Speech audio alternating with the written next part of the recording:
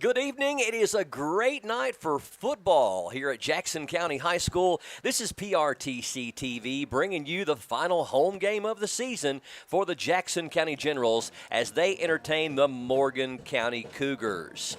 Along with our camera operators TJ Isaacs and Justin Lakes, Mark Sulfridge alongside as always as our producer, joined by a special guest announcer tonight, Jonathan Keaton from Mountain Telephone and Spree TV. My name's Brian Murray, ready to bring you all the play-by-play action of high school football, and it's going to be a good night. Jonathan, welcome to the broadcast. You come to us from Mountain Telephone and Spree TV and doing something kind of similar that we do here at PRTC over there to the east of us. Absolutely, Brian. Thank you again for having me, and it's a great night for football here at Jackson County High School, and our Morgan County Cougars traveled all the way here, kind of a good little trip, and we hope to see a good football game tonight.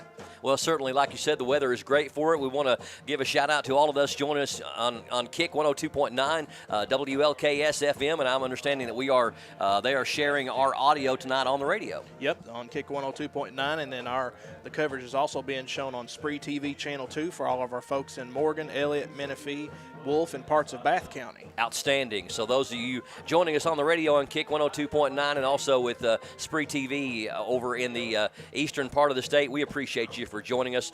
Both of those are headquartered in West Liberty. Want to give a shout out at the top of the broadcast to PRTC's biggest fan. Her name is Lisa Fannin. She's such a big fan. Her name spells fan. Lisa Fannin, you are our biggest fan, and we are so grateful for you. Mark told me to really dish it out, so I'm going to try to think of some more stuff to say along the broadcast. You will stay tuned in for us, but Lisa, thank you for being our biggest fan. It is time for our pregame huddle here on PRTC TV, and we'll jump right into it. After winning 2 of their first 3 games of the season, the Morgan County Cougars have lost their last 4 games.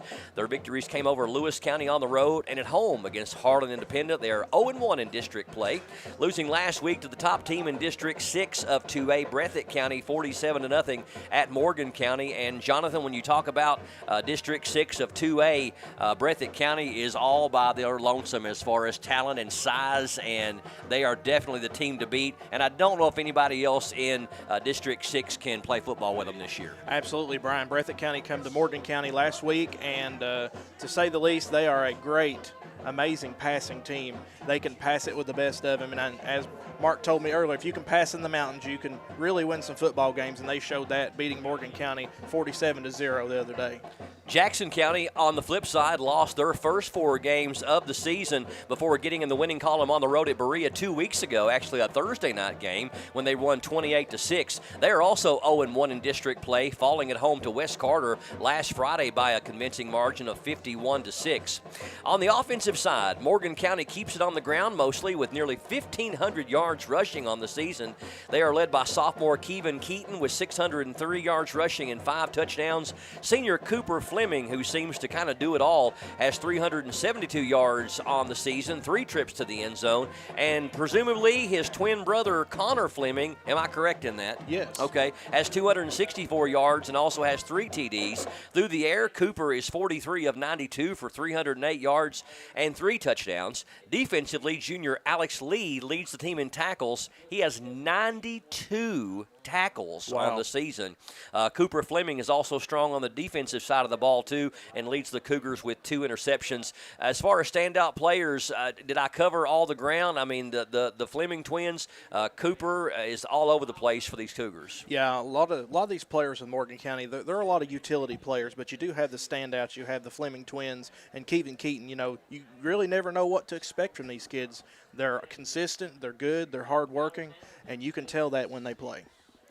Jackson County also relies heavily on the running game, not nearly the offensive numbers that the Cougars have. They do have nearly 600 yards rushing with junior Davin Seals leading the way with 194 yards and 4 touchdowns. Senior Gage Curtis has 110 yards and a lone TD. Sophomore quarterback Wyatt Dunn has 178 passing yards for the season on only 6 completions. And sophomore Jake Jones has 247 receiving yards with a touchdown. Curtis also leads the team in tackles with 39, followed by fellow senior Carmen Day with 34, and Jones adds 33. Morgan County Cougars are coached by Mark Easterling, who's in his 10th season. His best season as far as wins and losses was 2023 when his team went 6-4. Tell us more about Coach Easterling. Well, Coach Easterling, he's been with the Cougars for a while now, and you can tell that he's really passionate about the team. He really gives his best and gives his all to these kids, and they really work hard for him, and he's just a great guy. Jackson County being coached tonight by a familiar face in recent seasons, which is, pardon me, Coach Nick Sizemore. Nick was the head coach for 3 seasons from 2022 to 2024 when he had 11 wins over the past 2 seasons, going 6-4 in 2023 and 5-5 last year. He is filling in for head coach Chris Bird, who is off for medical reasons. Bird is also the middle school Generals head coach, took over for Bo Calebs, who started the year as the high school coach. Bird has coached the last 3 games, going 1-2. These 2 teams play in 2A in District 6 with Breathitt County, we mentioned earlier, and West Carter. Neither school was class affiliated over the past few years, with both joining 2A for this season. This is the 10th meeting between them, with Morgan County winning 7 of the 9 matchups. Jackson County did win over Morgan County last year on October 18th of 2024, almost exactly a year ago. Here at Jackson County, 34-14 was your final. Gage Curtis had 114 yards rushing in that game. Ty Summers 104 yards receiving, but more importantly, 3 touchdowns in the win. And something that's kind of similar with Morgan County and Jackson County is they both kind of jumped out of classification football, if you will, in high school ranks. At one time, I believe both of them were considered a 3A. Now they're down to a 2A with a little dip in enrollment, but they played independent for a few years. They did, and, I think that give Coach Easterling and the team a little bit of time to regroup and maybe reevaluate what they're doing with the team. Morgan County is in the northeast portion of our state, a very similar population to Jackson County, about 13 or 14,000. West Liberty is the county seat, named for Daniel Morgan, a distinguished general in the American Revolutionary War. It was formed in 1822. It's an older county, over 200 years old, from portions of Bath and Floyd County, south of Moorhead, northwest of Paintsville and Prestonsburg, and just south of Sandy Hook, home of Keith Whitley. It is about a 90-minute drive from there to here in McKee, a little over 70 miles. We are only about 7.5 minutes away, as you can see from the clock, from high school football action. That'll complete our pregame huddle for this broadcast, but stay tuned because we're just getting things started. High school football Friday night action is up next here on PRTC TV. There's so many great things about life in gig country, and PRTC is proud to be one more. A local internet provider with all the speed and reliability your family needs, backed by hometown service and support. Whether you need to just check email or power multiple Wi-Fi devices all over your home, we've got the right package for you. Stop by one of our friendly offices, give us a call, or visit us online to learn more. PRTC, your local internet connection. It's fall, y'all, and are you ready to fall into some incredible savings with the region's best network, Appalachian Wireless? Come shop the latest devices at prices you'll love and see how our team can better serve you with plans and promotions that are made just for you. Whether you're upgrading, switching, or just looking for the best service, Appalachian Wireless has you covered. So what are you waiting for? Visit us on the web or stop by one of our many retail locations and take advantage of these amazing fall deals. Because we are you, we are Appalachian Wireless. Video gaming is a great way for families to have fun together. And PRTC's reliable internet and Wi-Fi is a game changer. Super fast download and upload speeds up to 1 gig. And GigaSpire whole home Wi-Fi power today's most exciting games on consoles, handhelds, even VR headsets with no lag or buffering. Contact PRTC and level up to game-changing internet and whole home Wi-Fi today. Anvil Town and Country Shell is a locally owned family business that's been serving you for over 30 years. More than just a gas station, Town and Country is ranked #1 in the state and 3rd nationally in Hunt Brothers Pizza sales. We offer 4 aisles of groceries, fresh produce, as well as a full fresh meat department. Expect the best fuel prices, a clean store with a huge selection, competitive prices, and great customer service when you visit the little store with a whole lot more. Anvil Town and Country Shell. If your outdoor projects call for digging, you need the right tools, including one of these. It's never been more important to call 811 or visit call811.com to locate underground utilities before you dig. Essential connections to your home are just below the surface and can be easily cut. So use one of these tools to call or go online and know what's below. This message provided as a public service by your friends at PRTC. Fiber-powered internet from PRTC is fast. Crazy fast. Experience crazy fast internet speeds from PRTC with reliable downloads up to 1 gig. Now you can surf, stream, game, chill with speed to spare. And with our new GigaSpire Blast, you'll enjoy the ultimate Wi-Fi experience everywhere in your home. Accelerate your internet. Contact PRTC to sign up or upgrade your internet today. Hey, are you stuck with a carrier that doesn't get you? Yeah, we get it. So at Appalachian Wireless, switching is easy and way more rewarding. With our promotions, you can port your number, grab incredible savings, and enjoy a service that feels a little bit more like home. Plus, we've got the latest devices and a team that's here just for you. So why settle? Visit us online or stop by one of our many retail locations today to see why we're the region's best network. Because we are you, we are Appalachian Wireless. Not enough power? Not okay. Weak Wi-Fi? Also not okay. These days, your home's got Wi-Fi connected gadgets and devices here, there, everywhere, and they all use more and more Wi-Fi until, luckily, an easy upgrade to PRTC fast, reliable internet with GigaSpire whole home Wi-Fi makes it all okay. Call or visit PRTC online for a great upgrade offer today. Most of us are in touch with the internet in one way or another all day long. A fast, secure connection matters. It keeps us entertained, informed, in touch. PRTC cares about your connection. We know strong, reliable internet with GigaSpire whole home Wi-Fi makes life better. If you need an upgrade or just have a question, get in touch. Call or visit PRTC online today.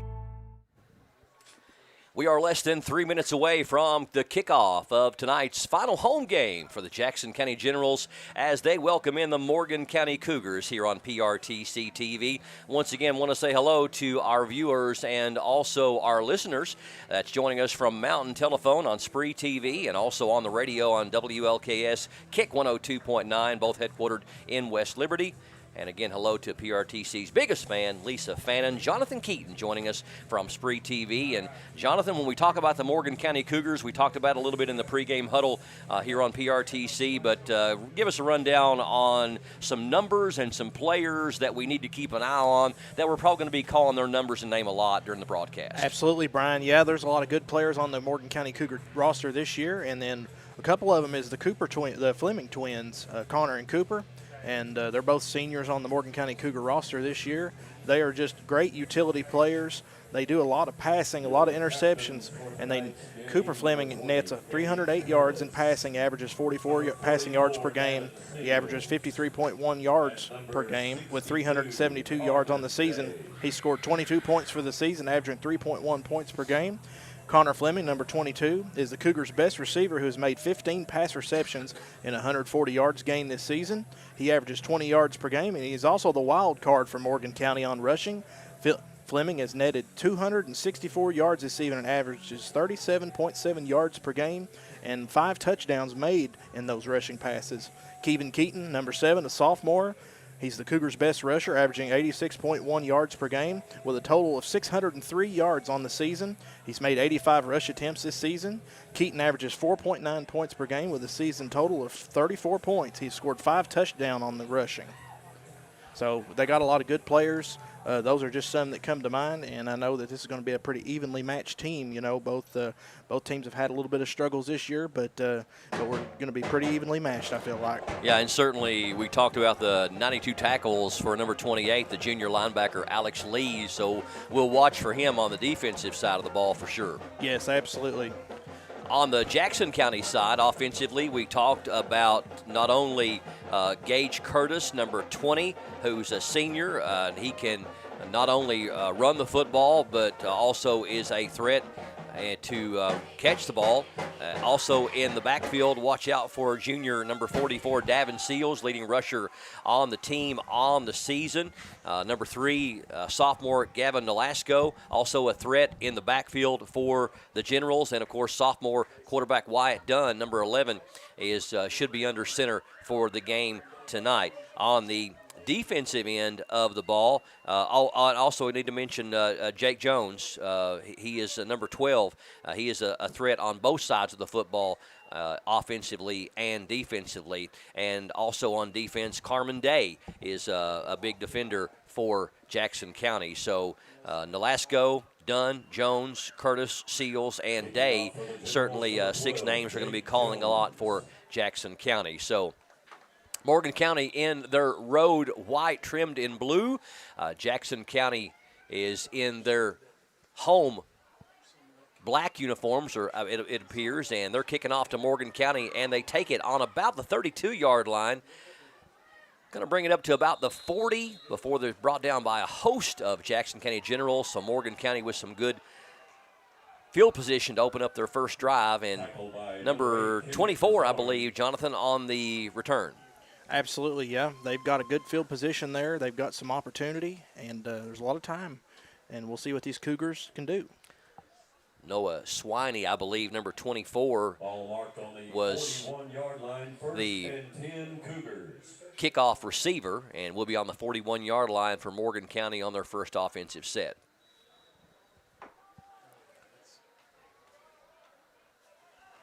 From the shotgun with twin wideouts both ways. Now 2 players come in motion. Now they pack it all in. Looks like a running play on first down. Handoff up the middle, and nice job right there. That looks like that was number 20 for Jackson County, Gage Curtis. Read it the whole way. Morgan County's quarterback on the year is Keaton, correct? Yes. Number 7? Yep, number 7, Kevin Keaton, and they got some negative yardage there. Took them back a couple yards. Let's see what they can do on this this play.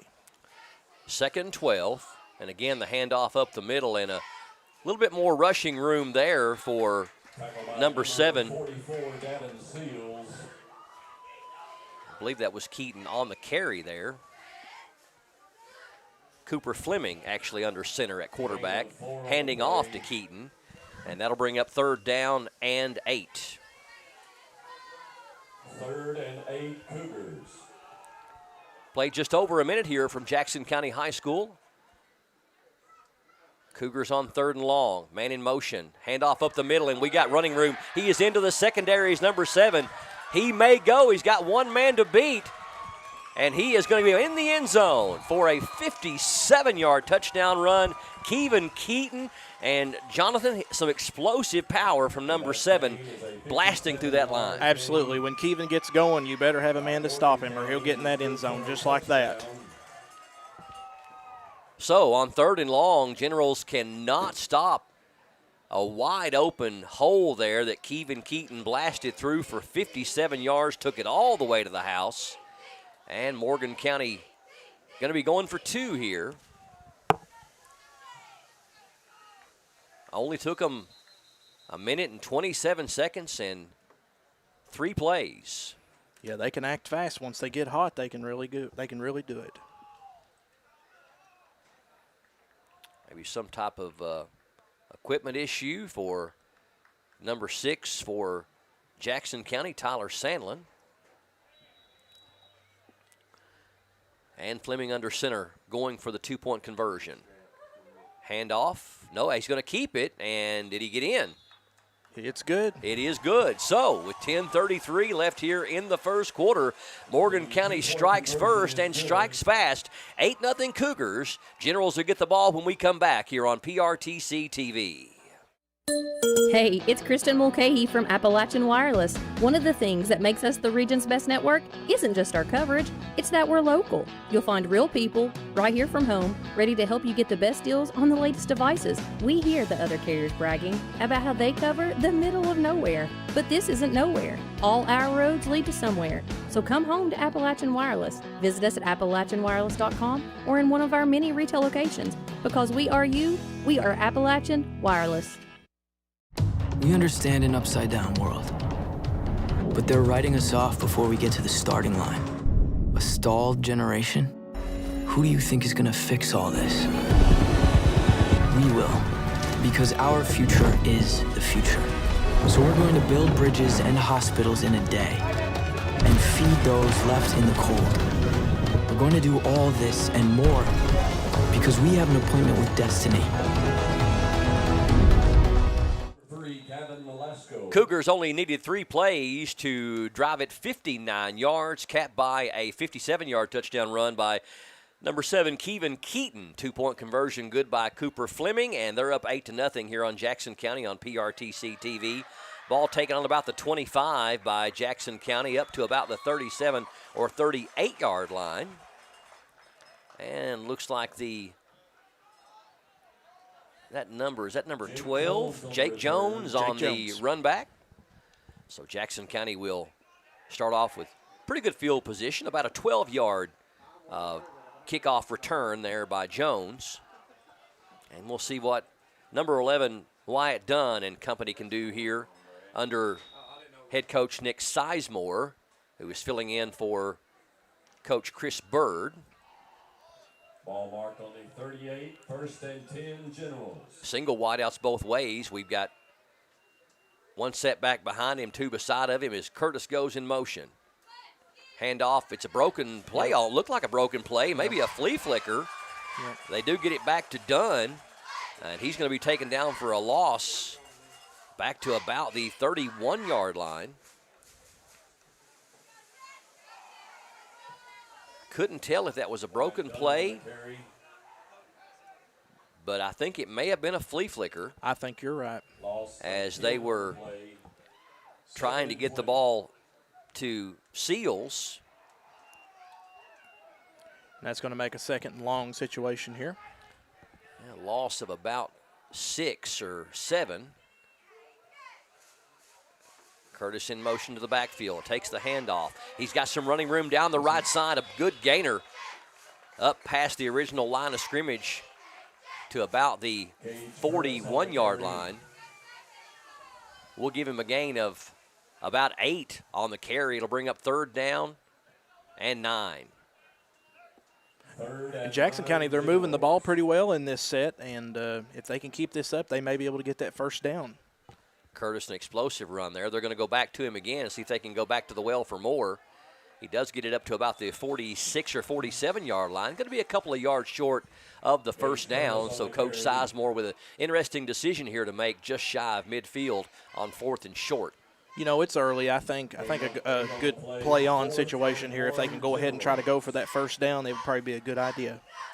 Gain of 7 on the carry. It'll be 4th and maybe a long 1 or a short 2. Ball marked just shy of the 48, so. I know it's 8-0, I can't fix it. So we are going to go for it on 4th down and a long yard. Seals goes in motion. Now Curtis to the back. They're going to fake it to him and take it to Dunn. Dunn's got running room up past midfield, down to about the 44-yard line, and that'll be a fresh set of downs for Jackson County. Absolutely. Jackson County needed that to get that 1st down. It's some great hustle, great ball movement. Ball marked on the 44-yard line, so we'll give him a gain of about 8 on that carry. Gain of 8 on the play. So Jackson County able to not get forced into a 4-and-out. As they move into Cougar territory as we climb under 8 minutes here in the 1st quarter. Scoreboard says 22-0, but they're working on that. It's actually 8-0. Here's Seals. Seals with a stiff arm all the way down to the 38-yard line. Nice rumbling and stumbling there for number 44, and he's going to get a gain of about 6. We'll call it 2nd down and 4. That's a good gain. 6 on the play, 2nd and 4.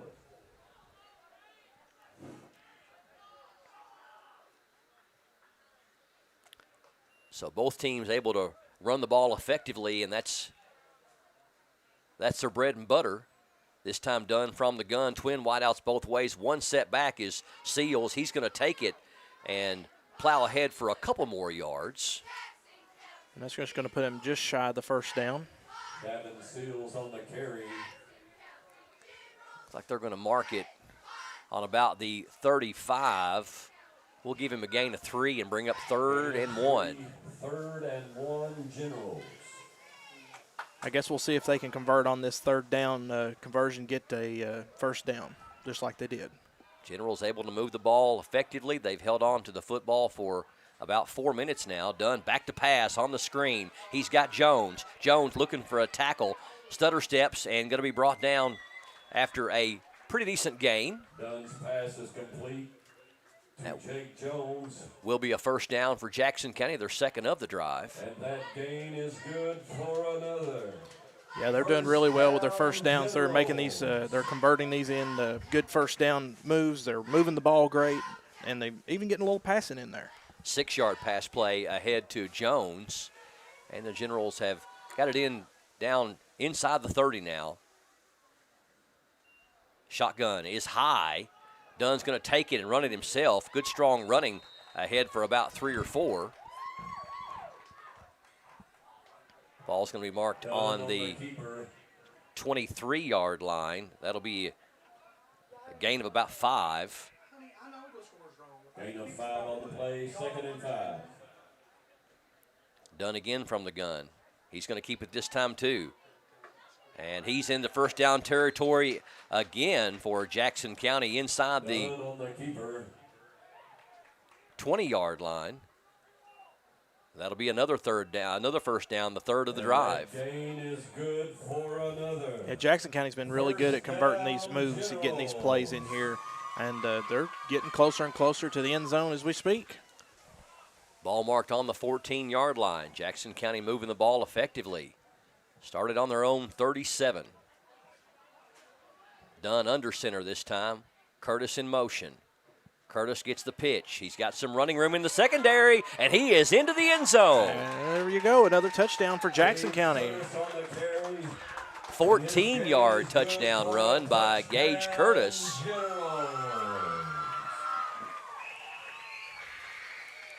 So Jackson County answers back. 5 minutes and 27 seconds on the 8-play drive that covers 63 yards. And Jackson County will try to answer with the 2-point conversion from the 3.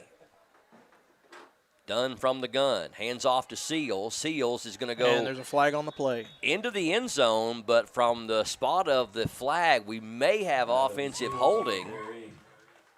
There's a flag on the play. See what the official says. From the timing and the spot, it's going to be a Jackson County penalty, it appears, as they're starting to mark it off. And that'll make it much more difficult, as they will have to do it from the 8 instead of the 3. Little plays like this, Jonathan, can really affect the outcome of the game. Actually, it's going to be a 10-yard penalty, it looks like, back to the 13, but a 10-yard penalty.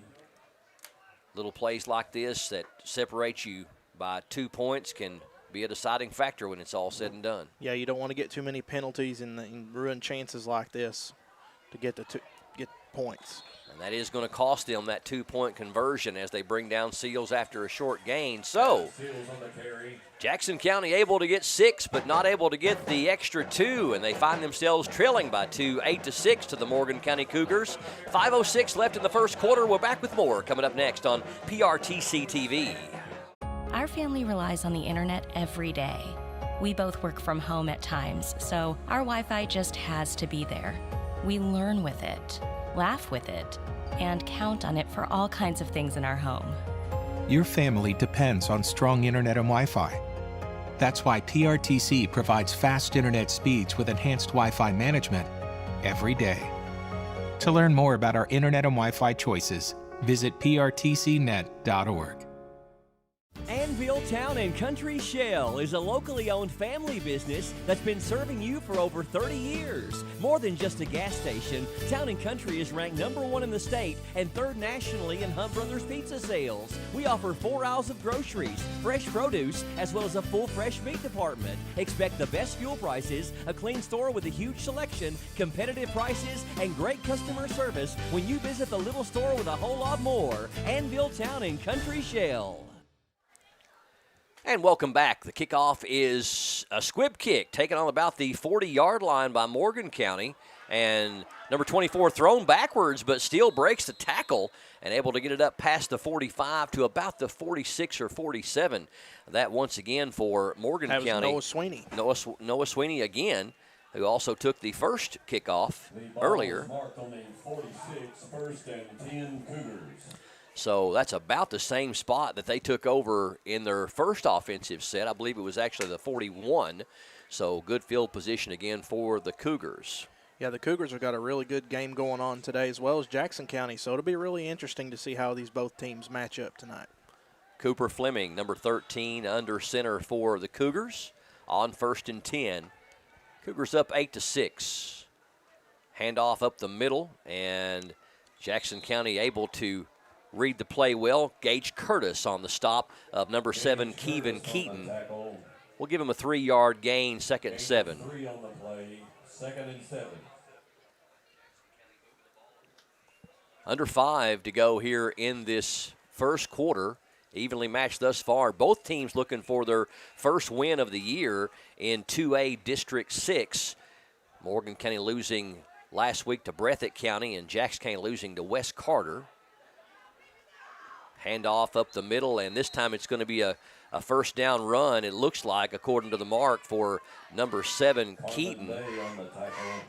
Carmen Day on the stop, but that is good. It looks like for a moving of the chains, a gain of 7 for number 7, Kevin Keaton, and that should be a first down, and it is a first down for the Cougars. Yeah, Keaton's just one of those players that's he can really drive the ball and get it in his hands, and he can drive it up the field. Only a sophomore. Yep, so he's got some time left in Morgan County if he decides to stay there. And, Mark Easterling, he's really done a good job with him, and we hope to see what he can do in the next couple of years. 1st and 10 into General's territory at the 44. And, again, it's Keaton right up the gut. And even though Jackson County knows it's coming. And there's a flag on the play. And we do have a flag called as number 5 finally brought him down. That's Deegan Schlink. But that is a big gainer for number 7, Kevin Keaton. Brought down by number 5, Deegan Schlink. And looks like they are facing Jackson County territory as they get ready to mark it off. So maybe a personal foul or something against Jackson County, but it's going to move it down, looks like, to about the 23-yard line. Must have been a face mask, I'm thinking. Maybe. Yeah, I think it was. I didn't see the, but from the 44-yard line, that was a first down carry anyway for about 16 yards by Kevin Keaton. And again, the handoff to Keaton. And Schlink able to wrap him up from behind, but still a pretty good gainer on first down. Back-to-back tackles for Deegan. And looks like we're down to about the 16-yard line. It'll be 2nd down and 5, 5-yard carry for Keaton. And Jonathan Keaton, it's like, Kevin Keaton's number's been called all night, and Jackson County still having a hard time stopping the explosive running of number 7. Absolutely. He's just explosive when it comes to running the ball and getting the ball down the field. Oh, that time he wasn't, though, as Jackson County with a nice takedown. Number 72, that is Juan Rivera, the junior for Jackson County, wrapped up Keaton after a short gain. Tackle is by Juan Rivera, number 72.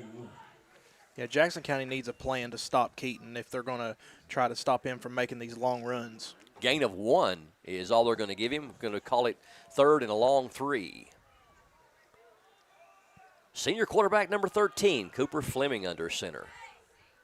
Morgan County on the drive again. 22 goes in motion, handoff to Keaton, and he's got first down and more, and he's going to be in the end zone. A 15-yard touchdown run by Kevin Keaton. And his second touchdown here in this first quarter. The first one, a 57-yard scamper. That one from 15. And Morgan County now with an 8-point lead, 14-6. And if Jackson County needs to really try to get a plan together to stop Keaton if they want to stop these conversions like this. Morgan County with a chance to make it a 10-point lead as they go for 2 from the 3. Handoff, and he is in there. He's in. So, with 1:34 left here in the first quarter, 16-6. Morgan County on top here on PRTC TV. These days, you have Wi-Fi powered smart devices working throughout your home. And you want to keep all those gadgets running at peak performance. It's easy to do when you have PRTC fast, reliable download speeds and enhanced Wi-Fi management. Give your home's data-hungry devices all the bandwidth they need to enhance your family's life. Contact PRTC to sign up for or upgrade your internet today. Hey, it's Kristen Mulcahy with Appalachian Wireless. We're friends, right? How would you and a few of your friends like to save $1,000 in a year off your bill?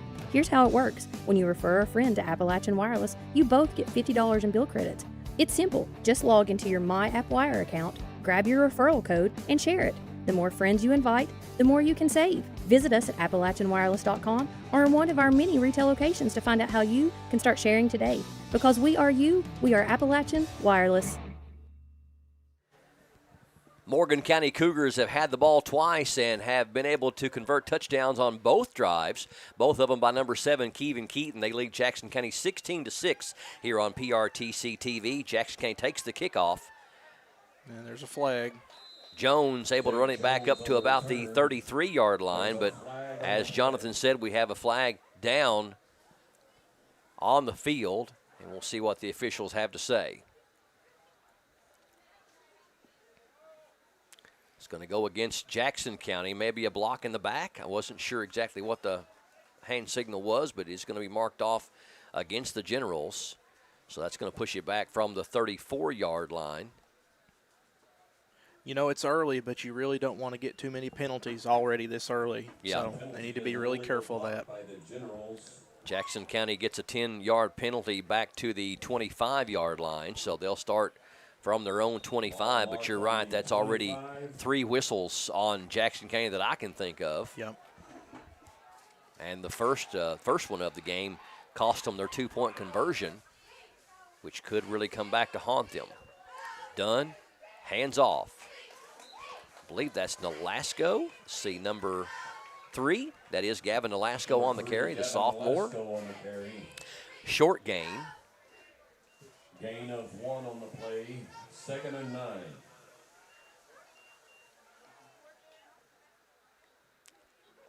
And that was a short gain for Jackson County. Got to get up to about the 35-yard line for a first down. Under a minute to go here in the first quarter. Dunn going to take it himself, trying to get around the left side, but cannot. Number 22. There's a flag down. Connor Fleming able to meet him right there at the line of scrimmage, maybe even a loss of a yard. And we'll see what the officials have to say this time. Face mask this time against Morgan County.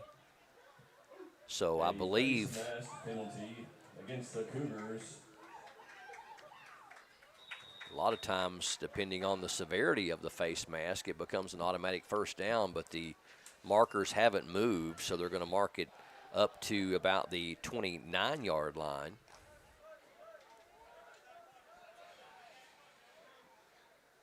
And I'm assuming it will stay second down on what could be the final play of the first quarter. Curtis in motion into the backfield. Dunn being pursued from the back. Somehow gets into the secondary, wow, and he's going to have a nice gainer up to about the 44-yard line. What a gain for Wyatt Dunn. really was in jeopardy to getting tackled from behind. For a first down, General. So with 3.8 seconds, they do stop the clock. Ball marked on about the 43-yard line. That'll be the last play of the first quarter. That's going to wrap it up for period number 1. Entertaining football so far. Morgan County with a 10-point lead as we head to period number 2. We'll do that straight ahead. Stay tuned to PRTC TV. There's so many great things about life in gig country, and PRTC is proud to be one more. A local internet provider with all the speed and reliability your family needs, backed by hometown service and support. Whether you need to just check email or power multiple Wi-Fi devices all over your home, we've got the right package for you. Stop by one of our friendly offices, give us a call, or visit us online to learn more. PRTC, your local internet connection. It's fall, y'all, and are you ready to fall into some incredible savings with the region's best network, Appalachian Wireless? Come shop the latest devices at prices you'll love and see how our team can better serve you with plans and promotions that are made just for you. Whether you're upgrading, switching, or just looking for the best service, Appalachian Wireless has you covered. So what are you waiting for? Visit us on the web or stop by one of our many retail locations and take advantage of these amazing fall deals. Because we are you, we are Appalachian Wireless. A big third down run there by Wyatt Dunn of 14 yards. Gets the Generals a fresh set of downs. It'll be first down and 10 from their own 43. Welcome back to PRTC TV. Those of you joining us on Mountain Telephone, Spree TV, we appreciate you for tuning in. Also listening on Kick 102.9 WLKS, both headquartered in West Liberty. And again, a hello to PRTC's biggest fan, Lisa Fannin. Hi, Lisa. Hello, Lisa. First and 10, Dunn under center. Back to pass. Looking downfield, throwing the long ball and overthrows everybody. Trying to hook up with Jake Jones down there, but ball a little overthrown. Intended for Jake Jones, but incomplete. Letting them know that we will try that downfield. Second and 10. Yeah, a lot of these teams in this district, especially Breathitt County, they can really pass. And so if either of these teams are going to have a chance against any of those teams, they really need to pass the ball. They need to be able to compete with that. Yes. These two teams kind of in the bottom as far as RPI in District 6 of 2A. Breathitt County number 1, West Carter number 2, Morgan number 3, and Jackson County number 4. Done. I think they read that all the way. Number 24, the first one to him was Noah. I'm not sure. Is that Swiney or Sweeney? Sweeney. Noah Sweeney. Noah Sweeney. Noah Sweeney with the tackle. Yeah, Noah's another one of those utility players, too. He can tackle, and he can run the ball. He's just all over good. That's going to bring up third down and long, 3rd and 15 for Jackson County. You were talking about the district a little bit. Morgan County will play West Carter next week in the Giovanni's Bowl at Don McKenzie Field in West Liberty. We will be covering that on Spree TV Channel 2 as well as on YouTube. So if any folks in the PRTC area would like to watch that, it'll be on YouTube. There you go. That's next Friday, right? That's next Friday. I'm going to do a shameless plug for that. That's not shameless. Dunn on the keeper, and he's got some running room almost up to midfield to the 49-yard line. That'll be a gain of 10. He'll be 6 yards or about 5 yards shy of the first down marker. It'll bring up 4th down and 5 from the 49. 4th and 5 Generals. Yeah, Jackson County needs to keep running that ball. They've done pretty well with that so far in the game. They can run the ball and get those first downs. They just need to keep that up. We do have a flag on the play, and they're talking about declining the penalty, which would indicate that it is against Jackson County.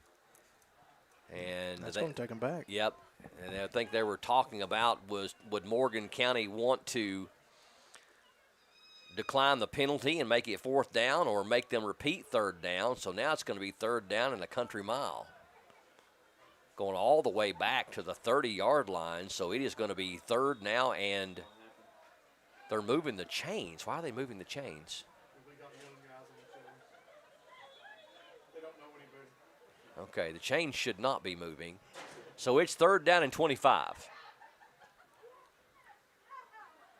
I know they got to get up to about the 46 or 45-yard line of Morgan County for a first down. Yeah, I think they might be, well, they were moving. Yeah. I don't think the chains are not where they were earlier. No, they moved them. And I thought maybe the ref was trying to get them back, but it appears that they're going to play on. Might not matter because it's third and half a mile, but we will see. Yeah, they've got to pass the ball from Opals to get that in That's there. right, exactly. That's a shameless plug. A nice pass play. It's not going to be enough, but Curtis on the catch up to the 45-yard line. So that is 15 of the 25. You know, that's some good stuff, too, even though you might not make the play. You know, that's some good good experience and for the plays, and you never know what might happen later on in the game. You know, those plays might be really important later on. So correct me if I'm wrong, we should have to get to your all's 45-yard line for a first down, but now it is technically 4th and 3 because the first down marker's on the 48 of ours. Correct. Okay. So make sure I was seeing that right. Yeah. So 4th and 3 some way or another after a 10-yard penalty on 2nd and 15. We got first down yardage. Yeah, first down. Up past midfield, so the favorable spot did come into play, Jonathan Keaton. Absolutely, and Jackson County once again makes that first down in these, you know, in the 3rd and 4th down situations. They can make this work. Gavin Nolasco on the 4th down conversion, and looks like it was just enough. It looked like I thought the spot was going to be past midfield, but they're going to say he stepped out on about the 49, so he got 4 yards and needed 3. But maybe that 10-yard penalty was the spot of the foul. Maybe it wasn't from the line of scrimmage. So I'm not going to – don't want to throw the officials under the bus when I don't know what they I'm can talking see it a about. lot better than we can. That's exactly right. Nice throw down there by Dunn. It is caught at the 38-yard line by Gage Curtis. And that's going to be good for about 14 yards down to the 38-yard line of Morgan County. So all of a sudden, Wyatt Dunn really showing a great ability to throw the ball and connect with the receivers, which is a part of his game we haven't seen that much this season thus far, as he only had 6 completions. I believe that's either 3 or 4 here in the first half. Absolutely. Dunn has done really great at passing. No pun intended. Dunn has done. He's going to throw it again. It is caught. Number 12, Jones, with the catch into the secondary. Brought down at about the 25-yard line. And that's going to be 13 more yards and another first down. Yeah, Jackson County's really moving the ball good tonight. Actually, I'm going to give him the 24, so it's a hookup of 14 yards. So with under 10 to go now, Jackson County moving the football, already with a couple of 4th down conversions here in the first half. Dunn going to keep it, trying to get around the left sideline, but doesn't have a blocker. Does turn it into some favorable yards down to about Wyatt Dunn on the keeper. Looks like about the 20. About the 20-yard line, yeah. Yep. So yeah, Jackson County's getting some favorable yardage. 4 on the play, 2nd and 6. So give him 4. We'll call it 2nd down and 6. And Dunn had a lot of white shirts around him there with no black shirts, but still able to get 4 yards. Twin wideouts left, twin wideouts right. Pass goes to Jones. Tries to break a tackle and does. He's still on but his feet. Nice, damn. They're going to finally pile him up. About 4 of them are. So tough play there and not much to show for it for Jackson County. Ball going to be marked, looks like, at the 21-yard line. So we'll call that no gain. It'll bring up 3rd down and 6. Yeah, Jackson County's done really good at getting the ball down the field. I mean, whether they're passing or rushing, I mean, they've done really well, especially Wyatt Dunn for his passing. I think he's already had almost as many completions in this game as he has all season here in the first half. Under center this time on 3rd and 6. Curtis goes in motion. Fakes the handoff to him. Back to pass. Looking long, and he had a man in the end zone. Not able to hang on is Jake Jones. So close. In the back of the end zone and had a step on his defenders. So we'll see what Jackson County does on 4th and 6. This will be the third time they've gone for it, Jonathan Keaton, on 4th down if they decide to do so, and I think they are. Yeah, that pass was really pretty, and unfortunately he couldn't hang on to it, and we'll see what they can come up with now on the 4th down. Got to get down to the 15-yard line for a first down. Jackson County's had the ball this whole second quarter thus far. Drive approaching 4 minutes. Dunn back to pass, showing confidence on 4th down. Oh, and it's going to be intercepted. I believe that was one of the twins. Wyatt Dunn's pass Yep. is intercepted. Is that 13? That's number 13. Or is it 12? No, it's 12. Number 12 for Morgan County is going to be. No, I don't have a number 12. I don't have a number 12 either. Maybe that is that Cooper? We look at his number wrong? Nope, Cooper Fleming's 13. But was that number 12 or 13? It was number 12, I think. All right. Well, mystery player is what we're going to give it to. We'll find out. The mystery guy. Somebody text me if you know. That's absolutely. Text Jonathan Keaton and tell him who number 12 is because he's not listed on the KHSA roster. But nonetheless, it is an interception for mystery man number 12, and they'll take over on their own 20-yard line. That will be considered I guess they'd call that a touchback. Interception in the end zone. Jackson County's drive is thwarted, and ball rushed ahead. I think that number 13 right there is kind of looking like a 2 because it's sandwiched together. You could be right. I think I am. We're going to give that interception to Cooper Fleming. And Carmen Day on the assist. So Cooper Fleming, we'll give you credit for the pick. Maybe some of our viewers can verify that that's what happened. And that would be his third interception of the year, so that'd make perfect sense. Short gain on first down. It'll bring up second down. Pitch to the right side. Nice takedown there by the Generals in the backfield, and that was Gage Curtis on the tackle. Tackle for a loss by Gage Curtis.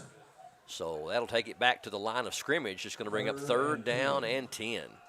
Yeah, Morgan really needs to get going on some of these plays. They need to do some passing. They need to be able to break this defense from Jackson County. Not really seeing Cooper Fleming throwing the ball tonight. They've really relied on the running of Kevin Keaton thus far, as he's probably approaching 100 yards on the ground here in the first half.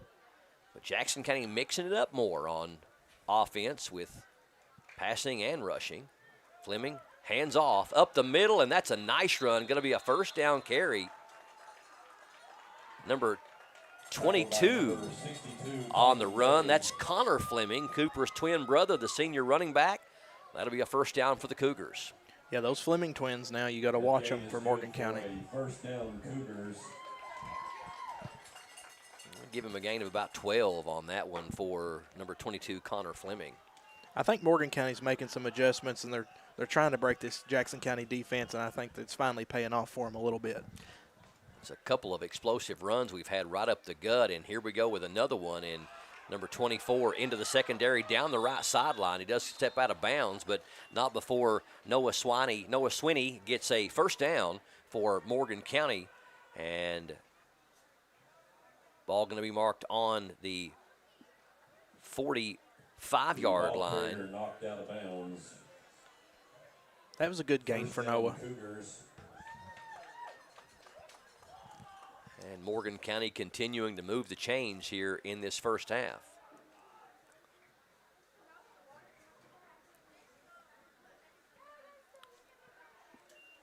Fleming under center. Handoff up the middle, nothing doing that time. That's going to be a loss for Morgan County. And actually, they're going to give him the line of scrimmage. So a favorable mark there for Morgan County. Tackle by number 72. Juan Rivera, number 72 on the stop. On the assist. So maybe even give him about a half a yard there on the carry. Second down and long. Pitch goes to number 22. He's got some running room and some blockers. This could be a big gainer for Morgan County down the sideline, and finally knocked out of bounds is Connor Fleming for Morgan County. Big gain for Connor Fleming there. So from their own 45-yard line down to the 20-yard line, that is a 35-yard run for Connor Fleming. Gain of 35, first and 10. I think we have a timeout. Got a timeout called by Jackson County with 5:42 left here in the first half. Hey, don't forget, whoa there, partner. You need to saddle up for chaos. It is the annual Donkey basketball game, November the 7th, raising funds for the Jackson County High School FFA, and PRTC TV is bringing you every buck, every bounce, and every belly laugh live to your screen. Catch it all on PRTC TV's Facebook page and YouTube channel, because when basketball meets barnyard, things get hilarious. Donkey basketball, November 7th. Stream it, scream it. Just don't try it at home. And I'll be a part of that broadcast crew this year. I haven't done it for a few years, but excited to bring you that. Have you ever witnessed Jonathan Keaton donkey basketball? Not personally. I think Morgan County used to have donkey basketball for FFA several years ago, but that was before I graduated, before I was probably even in school. Yeah. Well, and I don't think there's actually many counties left in the Commonwealth of Kentucky that is still doing donkey basketball, so it's a lot of fun. November the 7th, so make sure you tune in for the annual donkey basketball game.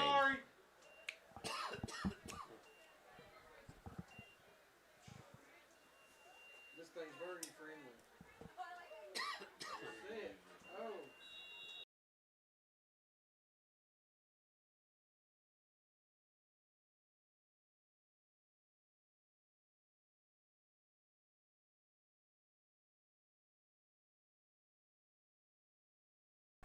Just about a touchdown.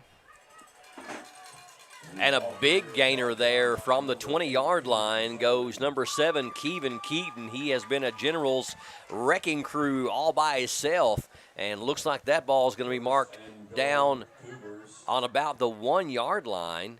That'll be a gain of 19 for Keaton, and I think that'll put him over the 100-yard mark here in this first half. Almost broke it for a touchdown, which would have been his third here in the first half. So Morgan County knocking on the door, and the handoff is up the middle, and it is going to be a touchdown. They're in. And that is number 13, the quarterback, Cooper Fleming, on the quarterback sneak. And that makes it 22-6, Morgan County. So Morgan County 3 times with the football. I don't think we've stopped them tonight, have we? Nope. No, they've been pretty relentless when it comes to getting down the stretch there to the end zone. They're pretty relentless. Jackson County looking for a stop here as they go for 2 points from the 3-yard line. Fleming hands off on the delay. And A he's nice in. job there as they kind of faked it to number 7, Keaton, but handed it off to Connor Fleming, and he is in the end zone for a touchdown. So with 4:25 left here in the first half, Morgan County starting to spread things out. 24-6 over Jackson County here on PRTC TV. Video gaming is a great way for families to have fun together. And PRTC's reliable internet and Wi-Fi is a game changer. Super fast download and upload speeds up to 1 gig. And GigaSpire whole home Wi-Fi power today's most exciting games on consoles, handhelds, even VR headsets with no lag or buffering. Contact PRTC and level up to game-changing internet and whole home Wi-Fi today. Folks, it's not just a showdown on the field tonight. There's another fierce competition happening back at PRTC. 3 of our employees have gone head-to-head-to-head, or should we say stem to stem to stem, in the PRTC Employee Pumpkin Painting Contest. You will decide which pumpkin reigns supreme by heading over to the PRTC Facebook page and voting for your favorite. But don't wait. Voting closes October 30th, and one lucky pumpkin will walk away with the title of Gourd of Glory. Cast your vote. Help us crown the pumpkin champion of PRTC. Go to our Facebook page at PRTC and check that out. Kickoff is a squib kick, a short one, to the Generals, and looks like they're going to take over on about their own 45-yard line. I didn't see if that was an on-purpose, like, onside kick or if it wasn't a good kickoff. What'd you see? Well, I was trying to figure out what they won with the pumpkins. What do you win? It looks like you just get the title of Gourd of Glory. Bragging rights. Yeah, absolutely. They'll get a gift card? Okay, we'll give them a gift card. A gift card and the title. I just know we need to have more fun at Mountain Telephone, so if anybody's listening, we need to have a pumpkin contest. Yeah, we have heard that Lisa Fannin won the actual international pumpkin painting contests. So, Lisa, if you're still watching, listening, observing, eavesdropping, whatever you're doing, we know that you are the pumpkin painting champion. Got a timeout. We'll keep it right here. Hello to all of our viewers and listeners, both on Mountain Telephone, on Spree TV, and also listening as we simulcast our audio on Kick 102.9 WLKS, both headquartered in West Liberty, Kentucky. And Jonathan Keaton joining us from Spree TV and technical director for that group over there, and also likes to pick and grin. Tell them who it's for. Absolutely. West Liberty Mountain Boys. If you like bluegrass music, I am a member of that band, and I know that folks here in Jackson County and other counties really like it too, so check us out, West Liberty Mountain Boys. See them on Facebook, right? Yep, correct. Okay. All right, 1st and 10 from their own 45, done from the gun. Hesitates and going to drive it up for about 3. Let's see what kind of mark they give him, either 2 or 3. Gain of 3 on the play. They're going to give him 3. We'll call it 2nd and 7. Clock winding down to about the 4-minute mark here in the first half. Jackson County really needing a score before halftime to keep this thing within striking distance. Dunn, back to pass. Kind of a broken play there, and it's going to cost them some yards back to about the 43 or 44, and he's looking to the sideline. A little bit of frustration there. And loss of 4, and it'll bring up 3rd down and 11. Yeah, Jackson County, they can really get in trouble here if they don't start shifting some momentum. Yeah, they have not been able to stop the Cougars on offense, as they have scored on all 3 of their offensive drives here in the first half. So a big 3rd down here for the home team. Dunn, back to pass. Got a man wide open. That's going to be a 1st down for Curtis and more. And he's still moving. He's down the sideline, breaking tackles and juking down to the 20-yard line. And that will be a 36-yard pass play for Dunn to Curtis. And truly a shot in the arm momentum-wise for the Jackson County Generals on 3rd and long. Yeah, the Generals really needed that. We were talking about momentum, and that right there is what they needed.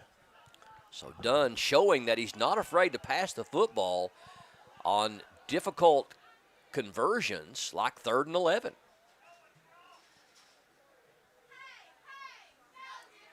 First and 10.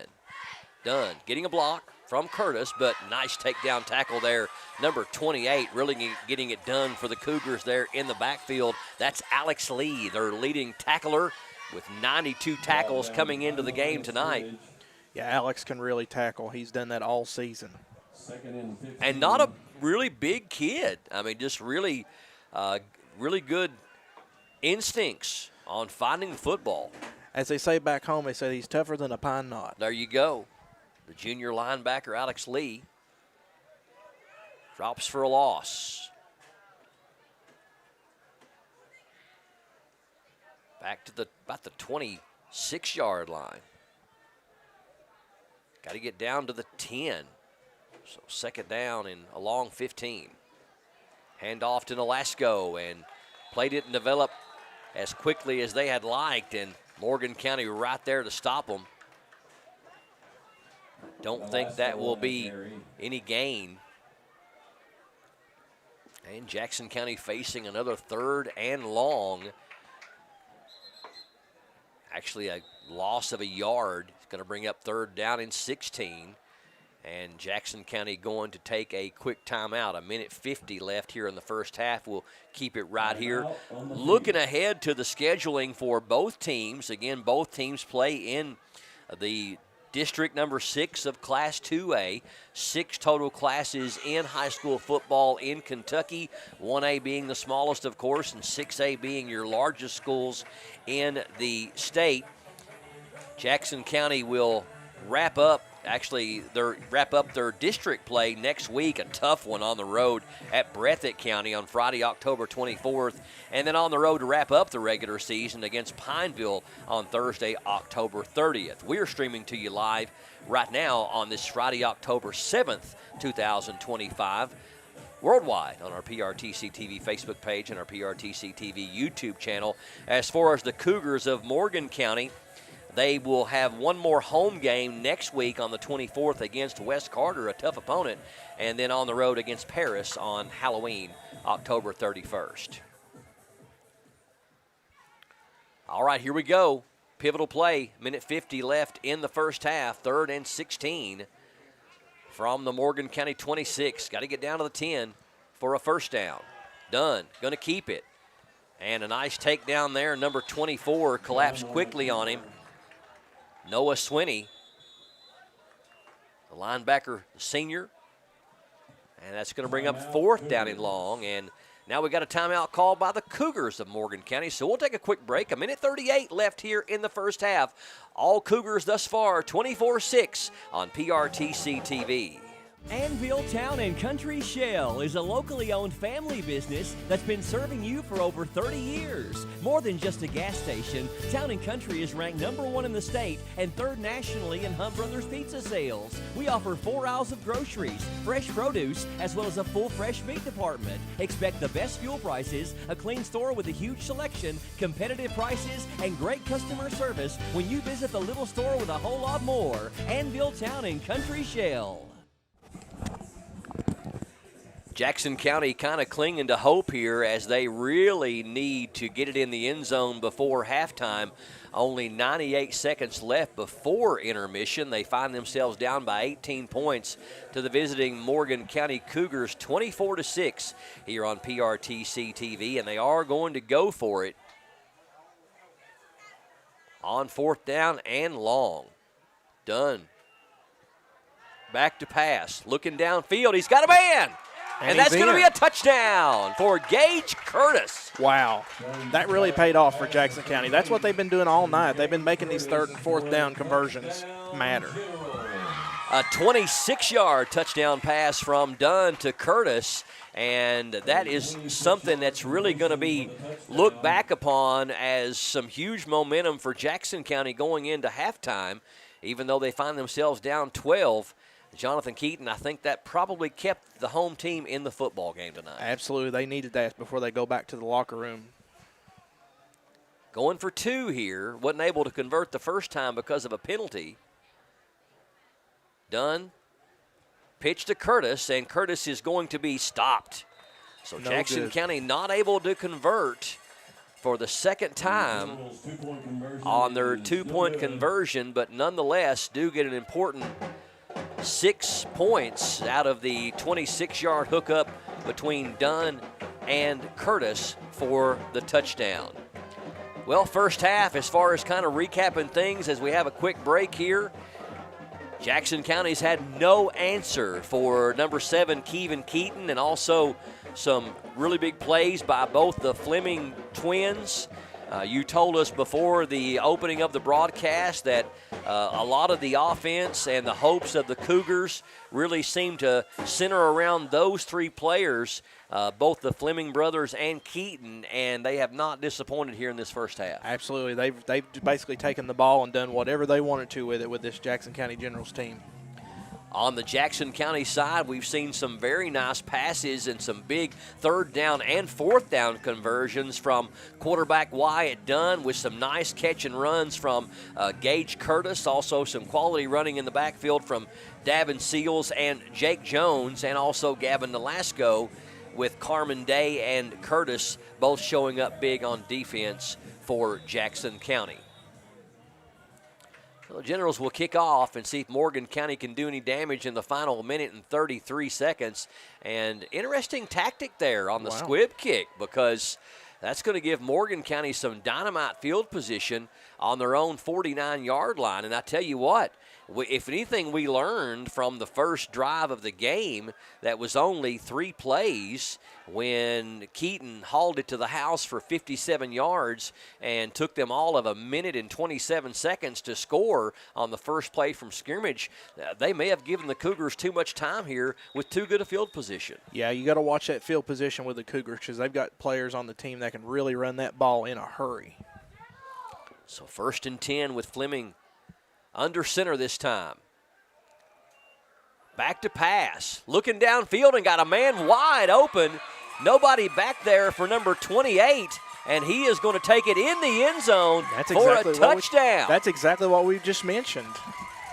Alex Lee. Haven't called his name much on offense tonight. Pass is good for a Morgan County touchdown. But that is a 51-yard touchdown play, and it literally took the Cougars 10 seconds to score. Wow. So talk about the momentum shifting from one way to the other rather quickly just when Jackson County converts on 4th and 16 with a 26-yard touchdown pass to bring it down to a 2-score lead just like that. Fleming hooks up with Alex Lee. And did he stop him? I believe he stood him up. I didn't see the actual ball carrier, but they're going to call the play dead. And I've got no signal from the official. They're saying it is no good. So the Cougars 2-point conversion. A minute 23 left, and we'll keep it right here, 30-12, as Morgan County pulls ahead by 18. So the teams basically are right where they were a moment ago as they exchange 6 points apiece. And we'll see who has the last laugh here in the first half. Yeah, Morgan County's really come out of their shell this season. We've watched all the games on Spree TV, and we've covered all those. And, you know, looking at tonight's game, they're really handling the ball very well, and they're using their best players to their advantage. Well, their high point total on the season thus far was in the second game of the year on the road against Lewis County when they won 34-22. Already almost at that total here in the first half. Their second highest point total was the third game of the year, their other win, and that was at home against Harlan Independent when they won 30-0. So some very explosive offense by the Morgan County Cougars here in this first half. Yeah, Jackson County needs to find an answer for these players like Alex Lee and Kevin Keaton. Try to limit their possessions and limit their yardage. Kickoff is a low line drive taken on about the 25 and got to be brought down. Jones on the carry for Jackson County. Jake Jones on the return. And we'll give him about a 15-yard run up to the 40-yard line. It'll be 1st down and 10 for Jackson County with a minute 15 left before intermission. Ball on the 39.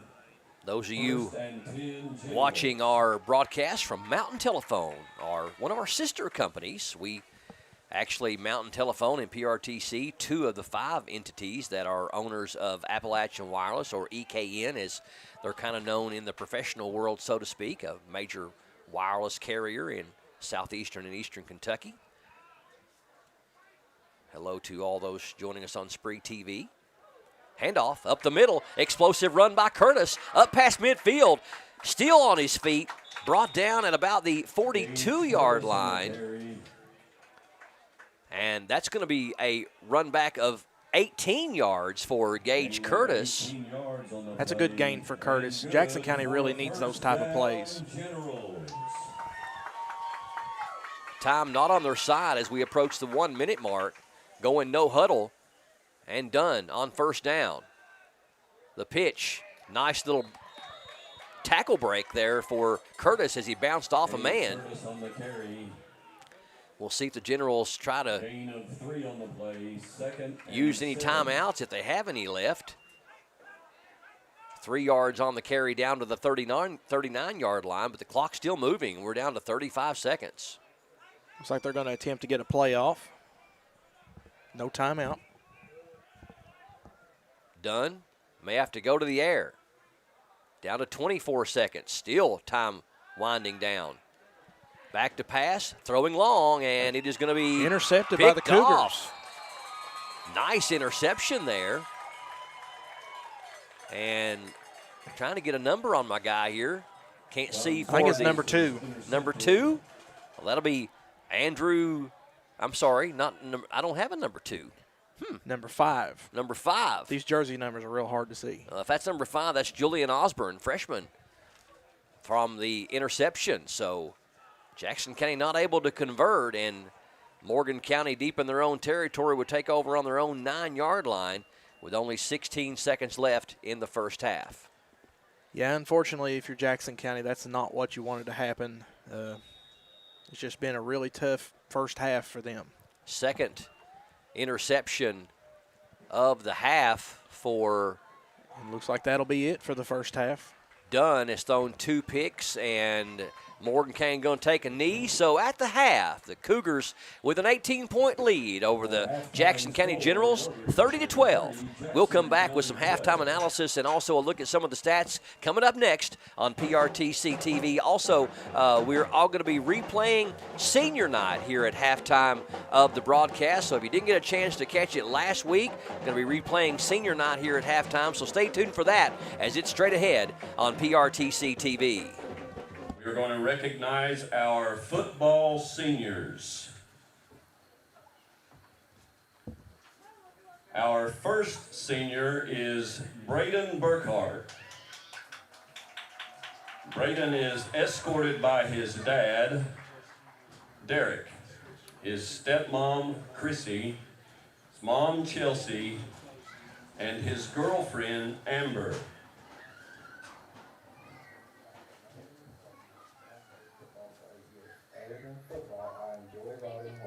Spending time with family. After high school, I planned to become a lineman.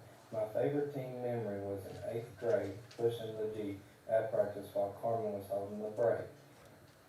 2 coaches who have influenced me the most was Coach Berg and Coach Shear, because they have always pushed me to do the best of my ability and helped me when I needed it.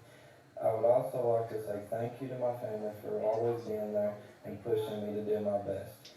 A quote that always pushes me to do my best is, you get to decide a legacy that you leave.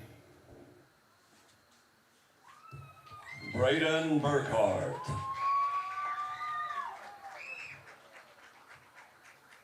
Our next senior is Gage Curtis, escorted by his parents, Adam and Megan Reener. Yo, it's Gage Curtis. I've been playing football for 6-7 years. My plans after high school are undecided right now. All I know is I want to make some money. My favorite team memory, when we dropped 42 on Lynn Camp my sophomore year. A staff member or coach who's influenced me the most was Coach Jackson. He gave me a chance to showcase my skills on the field. I'd like to thank my father, who has always expected me the best and lead the team through victories or defeats.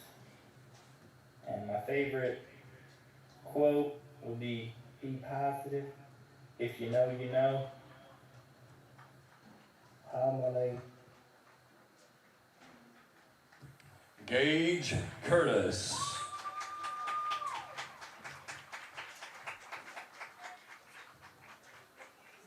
Our next senior is Carmen Day, escorted by his parents, Marvin and Jewel Bowles, his sister Izzy, and his nephew Weston.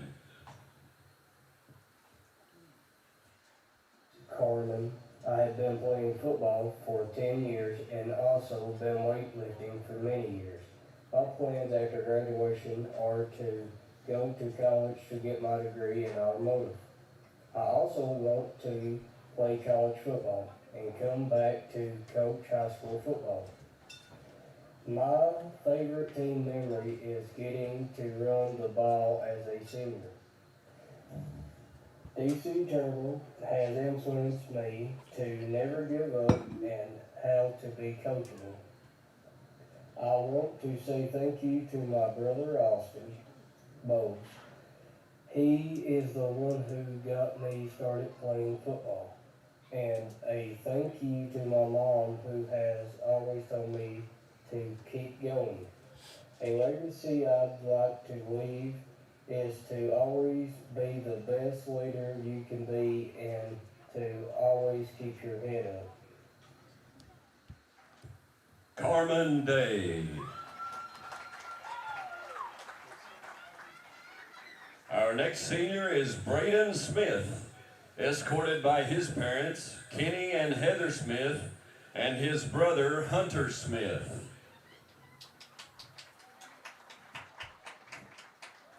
Hi, my name is Braden. I've been playing football for 7 years, and I also play basketball. I plan to be a lineman after high school. My favorite team memory would probably be beating Harlan Independent in my 8th grade season, if you know, you know. A coach who has always been my biggest supporter is Coach DC Turner. He's always pushing me to be the best I could possibly be and always believing in me. I also want to thank God, my mom and dad for always pushing me to the best of my abilities. I want to thank my friends and my teammates. This is our last year together on this field. After this, we will forever cherish this memory. One of my favorite quotes to live by is, if you don't fall, how are you going to know what getting up is like? At times we have to fail to succeed. This is why Stephen Curry. Braden Smith.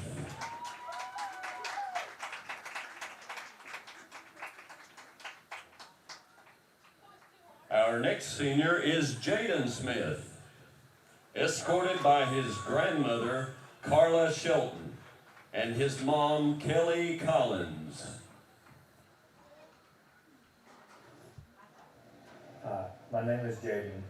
I've played football for 12 years now, and my plan for graduation is to go to line school and work for Praxel Line Company. My favorite memory throughout my football career has been all the road games and all the memories I've made with my teammates. A staff member I would like to point out that has influenced me the most has been Jerry Lynn. She has been around for just about half of my football career. She's always been a huge impact on my life and who I am as a person today. A thank you that I want to mention to a lot of people. My grandma, Carla Shelton, my mom, Kelly, and all the coaches I've had along the way. DC Turner, Nick Sizemore, Mitchell Jackson, Ethan Spurlock, and Coach Oots. And most importantly, my teammates that have been there throughout the years too. Gage Curtis, Carmen Day, Braden Smith. Not all of them are family, but they will always be treated like family to me. And a quote from Troy Polamalu that I feel is very fitting for my life and how football is meant for me. I do not love football, I love life. But football is a part of life, and in that way, I do love football. This quote has me thinking about a lot about what I'm going to do after my high school and football career is over. I still have my whole life ahead of me, and how my coaches and teammates have always been a huge impact on my life. And for that, they will always be considered a part of my family forever. Jaden Smith. Our seniors, Braden Burkhart, Gage Curtis, Carmen Day, Braden Smith, and Jaden Smith.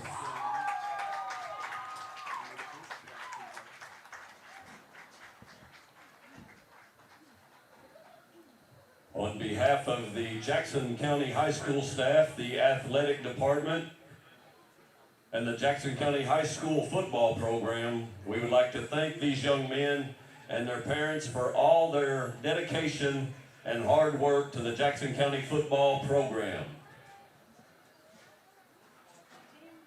If your outdoor projects call for digging, you need the right tools, including one of these. It's never been more important to call 811 or visit call811.com to locate underground utilities before you dig. Essential connections to your home are just below the surface and can be easily cut. So use one of these tools to call or go online and know what's below. This message provided as a public service by your friends at PRTC.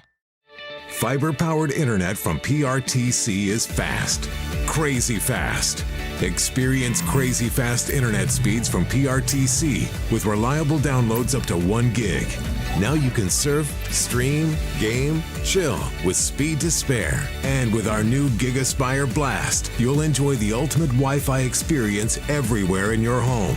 Accelerate your internet. Contact PRTC to sign up or upgrade your internet today. Welcome back to Jackson County High School. It is halftime here on Education Mountain with the visiting Morgan County Cougars up by 18 points on the hometown Jackson County Generals, 30-12 here on PRTC TV. Our entire PRTC TV broadcast crew here bringing you all the action on a beautiful Friday, October the 17th, 2025, as we stream worldwide on our PRTC TV Facebook page and our PRTC TV YouTube channel. Justin Lakes, TJ Isaacs on camera, Mark Storfridge, our producer, joined by Jonathan Keaton tonight of the West Liberty Mountain Boys. Correct. Got it. And also with Mountain Telephone, Spree TV, joining us, one of our kind of sister companies. And also simulcasting our audio tonight on Kick 102.9 WLKS FM. Hello to all you joining us on Spree TV and also on Kick 102.9, both headquartered in West Liberty. Where are some, we're used to having a lot of viewers not only in Jackson County but in Owsley and Lee and Clay and Laurel, but where is our broadcast probably being seen and heard tonight? Some of the areas that we're not used to being seen and heard in. All right. Mountain Telephone Service area is Menifee, Elliott, Morgan, and Wolfe counties, and then parts of Bath County and parts of Powell County. So any of those areas down in the Red River Gorge area and the Laurel Gorge area of Elliott County and the Cave Run Lake area of Morgan County, all that stuff, I mean, those are our main viewers. That's where our viewers are at, and we appreciate everybody who's tuned in on Spree TV Channel 2 as well as on YouTube and on Kick 102.9. So wherever you are, near or far, thank you for making us a part of your Friday evening for high school football.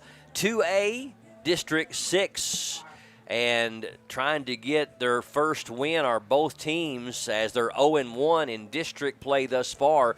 Morgan County losing to a tough Breathitt County team last week, 47-0, and you had a chance to be involved in that broadcast and that show last week, and Breathitt County is going to be a tough out for anybody in District 6 and really could make a mark at the state level as they continue to play incredibly well this year. Absolutely. If you can pass in the mountains, you really have a chance to beat pretty much everybody around. Breathitt County was just unrelentless with Morgan County. They scored their first touchdown in the 3-minute mark of the first quarter, and then eventually, they just kind of took over pretty much. Breathitt County, they're a really great passing team, and they can rush the ball too. And Jackson County also 0-1 in district play, losing to West Carter convincingly as well last week, losing by 45, 51-6 to West Carter, which will be Morgan County's next opponent next week, and that will be a home game, the final home game for Morgan County. I guess will that be your senior night or your homecoming? Well, we already had our homecoming the other night. I'm not sure if they're going to do the senior night that time, but it's going to be a new thing for Morgan County. They're going to have the Giovanni's Bowl. A good friend of ours, Walker Crace, he owns the local Giovanni's there at West Liberty, and they have put together a Giovanni's Bowl. Giovanni's restaurants are very prominent around our area, and there's one in Olive Hill near West Carter High School as well as Morgan County. And they put together a Giovanni's Bowl, and they're hoping to carry that on. That'll be live on Spree TV Channel 2 as well as YouTube next Friday. And then we're going to be following Morgan County to Paris on Halloween night. We're going to be doing an away game, and hopefully all that goes well. And we'll see kind of what the Cougars can do tonight. Yeah, I don't know much about Paris football, but hopefully Morgan County can be victorious their final 2 games. Looking like they're going to be victorious tonight with an 18-point lead. And also want to acknowledge that we replayed our senior night there at halftime as Jackson County was able to honor their 5 seniors on the year. Number 20, Gage Curtis. Number 26, Derek Burkhart. Number 52, Braden Smith. Number 62, Carmen Day. And number 64, Jaden Smith, all being honored there on the replay of senior night, which was actually handled last week and the home game last week against West Carter. Got a little over a minute away from the start of the second half and see if the Generals can turn things around against a tough Morgan County Cougar team. We got some highlight stats for you that Jonathan Keaton is going to run down some of our top performers from the first half of football. Well, of course, Morgan County's been unrelentless in this game. They have really just taken over on passing and rushing, and they've been making these conversions count. Kevin Keaton, number 7, he's had 2 touchdowns in this game, and he's got a 2-point conversion. He's just been pretty much the in the socket for Morgan County. They've been just absolutely going with it. And the Fleming twins, Cooper Fleming, number 13, he's got a touchdown, 2 2-point conversions, and he intercepted the ball, and that helped Morgan County get down the road here. Alex Lee, he got a touchdown for Morgan County. Cooper's brother Connor, he got a 2-point conversion. And then for Jackson County, Gage Curtis has both of their touchdowns for tonight. Yeah, and I believe, if I'm not mistaken, we said that there was a couple of interceptions for Morgan County. We said there was a mystery jersey number 2 that we couldn't figure out who it was and still don't know. If anybody wants to give Jonathan Keaton a text and let him know, I believe the other interception was Alex Lee, I think, if I'm remembering correctly. But Kevin Keaton has really been probably the if you want to talk about an MVP of the first half for Morgan County, I've got him unofficially with a little over 100 yards there in that first half. Had a 57-yard run to kind of set the tone there in the first half for Morgan County. And certainly Gage Curtis has been a stellar performer for Jackson County there in that first half with a couple of touchdowns. Also some really good play from Wyatt Dunn at the quarterback position.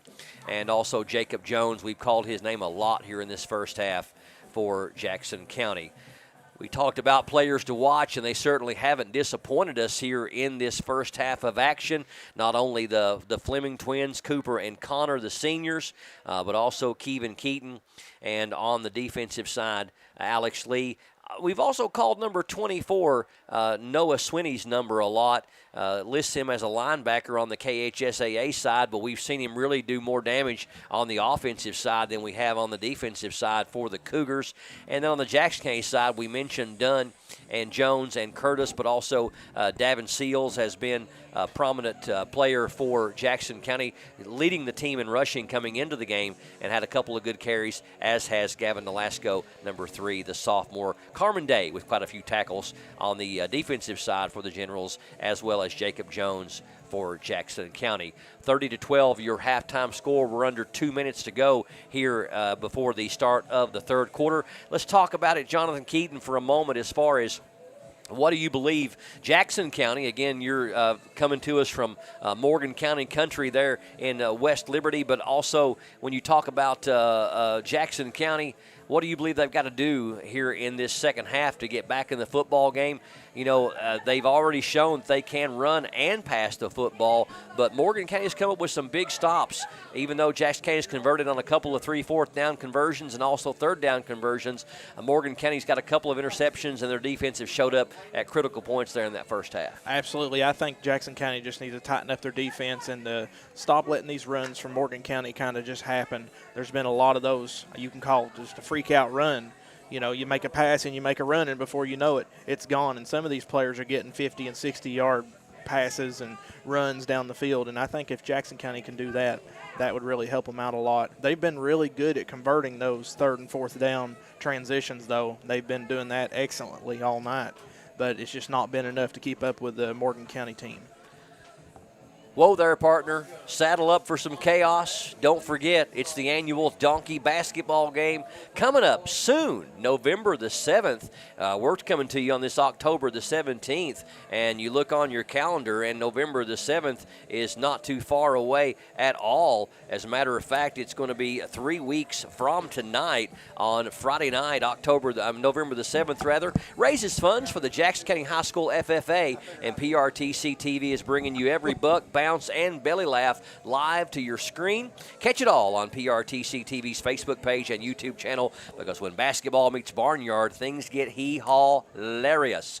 Donkey basketball, November 7th. Stream it, scream it. Just don't try it at home because it's flat out dangerous. November 7th.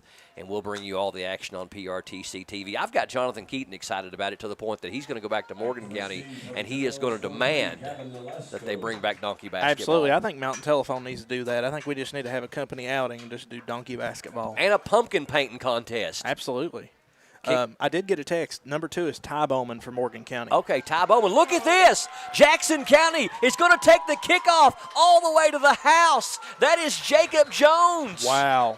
What a carry for Jones right off the kickoff. Split right down the middle and went untouched all the way to the yard. Well, if we thought the Generals were done, and I don't mean Wyatt done, they're not done. I did not even see where he took the carry, but I believe it was back on about the 35-yard line. And we'll give him a 65-yard touchdown run on the kickoff. Outstanding run by Jacob Jones. And just like that, 6 more points on the board for Jackson County. Only 14 seconds into the second half. Handoff around the side, and he's going to go into the end zone. Now, you talk about a young man that was not going to be denied. Number 3, Gavin Nolasco, just met him with the shoulder pads and the helmet. Had a tackler trying to take him down before he crossed that end zone line, but he was not to be denied, and Jackson County off to a strong start here in this third quarter, and it's made it a football game. Jonathan Keaton, 30-20. Wow, this has just been a great run for Jackson County right out of the gate. I don't know what the coach told him in the locker room, but whatever he told him, it worked. So we got a football game, 30-20. Jackson County showing some life here with interim coach Nick Sizemore taking the head coaching reins tonight in place of Chris Bird. Chris Bird took over for Bo Caleb's 3 games ago, and Generals are 1-2 under Coach Bird, and now Coach Sizemore, who coached them the last 3 seasons, 2022 through 2024, winning 11 games in the final 2 seasons. And they're showing they've got some life in them here just yet. Yeah, Morgan County doesn't want to let their guard down right now. Now is a critical moment where the tides could turn very quickly. Kickoff from the 40, and it's going to be a squib kick again, and still not sure that I understand the mentality on the squib kick, especially because Morgan County has shown they are a prolific offensive team that is really, really hard to stop. I don't know, as they take over on their own 48-yard line, I don't remember Jackson County being able to stop Morgan County on an offensive possession other than when they took a knee there with 16 seconds left in the second quarter. So they've scored every time they've had the football. So we'll see what Morgan County can do here on first down. Handoff is to that very familiar number 7. He's taken down on a nice takedown there from Jackson County. Jake Jones takes down number 7, Kevin Keaton, after a gain of only 1. Not a lot of gain on that for Keaton. And really, we have not seen him be stopped very often tonight at all, as he's already had over 100 yards there in that first half, highlighted by that opening drive 57-yard touchdown run. Fleming fakes the handoff. He's going to run it himself, and he's got some running room up to about the 45-yard line. We'll give him a gain of 5 or maybe 6. Looks like it's going to be 6, and we'll call it 3rd and 3. Carmen Day on the tackle. Yeah, Jackson County is trying to tighten up their defense, and I think you can definitely tell that now because of these limited runs that Morgan County is making. 30-20, Cougars over the Generals as we are in the early stages of the third quarter. Generals got off to a flying start here in this third period with a 65-yard kickoff touchdown run by Jacob Jones. And again, the Generals doing a really good job stacking it up there. Ball is going to be marked, looks like just shy, maybe? Nope. Let's see. Going to mark it on the 44. And that's going to bring up, I think, 4th and 2. Yeah, they're just a couple yards short of that first down. Yeah, 4th and a long 1. Morgan County on the first time trying to convert it on 4th down, and they've got that and more as Keaton breaks into the secondary all the way down to the 30-yard line. You got to keep your eye on Keaton. He'll bust right through there every time if you don't watch him. He has shown it all night long as he runs down the left sideline. Perky on the tackle for Jackson County, but not after Kevin Keaton runs it for about 14 yards up to the 31-yard line. Give him 13 on the carry. So Morgan County with a first down.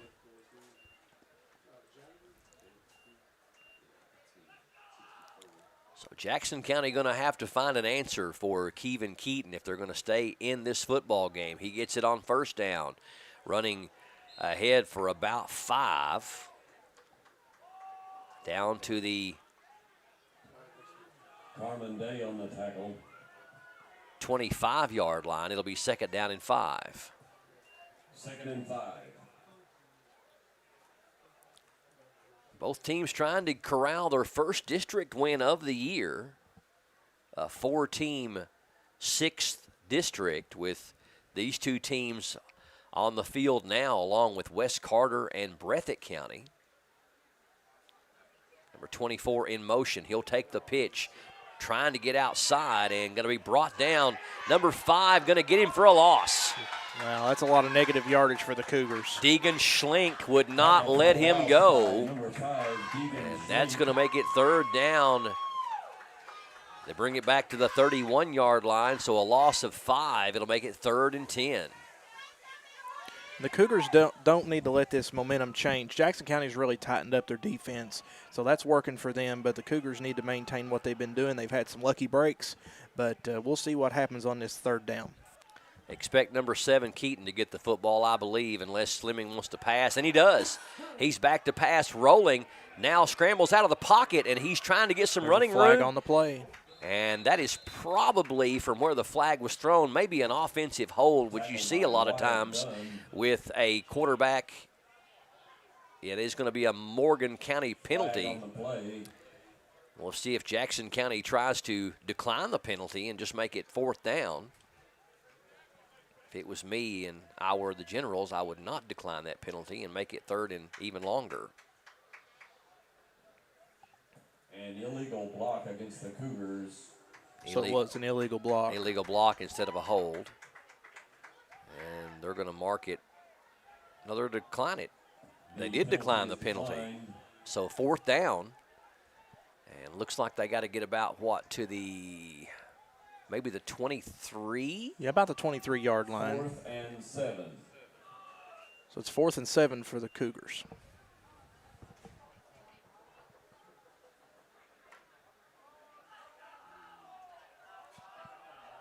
So a big play here for both squads as we get into the middle part of the 3rd quarter.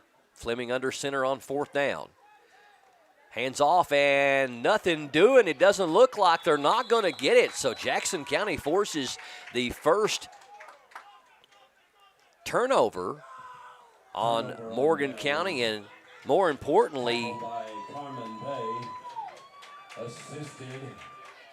need to check on Cooper Fleming as he is limping. So their quarterback is coming up lame. being helped up. Hopefully just an ankle twist of some kind, but he is having to be helped off the field. I did not see what would have caused that play or caused that type of injury. Did you see anything as far as, did he come down funny? I think he might have come down funny on his ankle, but I wasn't really sure. So not only does Jackson County force the turnover, but senior quarterback number 13, Cooper Fleming, seems to have been injured on the play. Doesn't look like it was anything too serious, but hopefully it won't keep him out of the game. Yeah, the Cougars need to keep Cooper in. He's been really essential for the Cougars. He's got a touchdown, he's had an interception, and he's made a couple two-point conversions, so they really need to keep him in this game. The only other quarterback on the team that has any pass attempts is number 28, Alex Lee, and he is 0 for 2 on the year. So still some football to be played. 1st and 10 for Jackson County. Handoff. Nothing doing there. Maybe a yard or two. We'll see where the mark comes up. Nolasco on the carry. And looks like it's going to be no gain. Ball on the 25. Played almost 5 minutes now here in this third quarter. Jackson County down by 10, but certainly right here in the football game as they have already converted 8 points here in the third quarter on the 65-yard kickoff return by Jones and the 2-point conversion by Nolasco. Pass play nice to Curtis. That's going to be first down yards for 15 to number 20. Gain of 11 on the play, and good for a first down, Generals. That's a good gain for Gage Curtis for Generals. Yeah, and that's actually been a hookup we've seen numerous times here tonight already, as Dunn already has more completions tonight in this game than he has had all season. Yeah, Dunn and Curtis have been a good duo for Jackson County tonight. Hook up for 15 yards there, and on first down, the pitch goes to the left side, and that's Nolasco. He's going to get ahead for a few before he goes out of bounds. We'll give him a gain of 2. It'll be 2nd down and 8. Make it 3. Gain of 3 on the play, 2nd and 7. So Jackson County inching up toward the 50-yard line.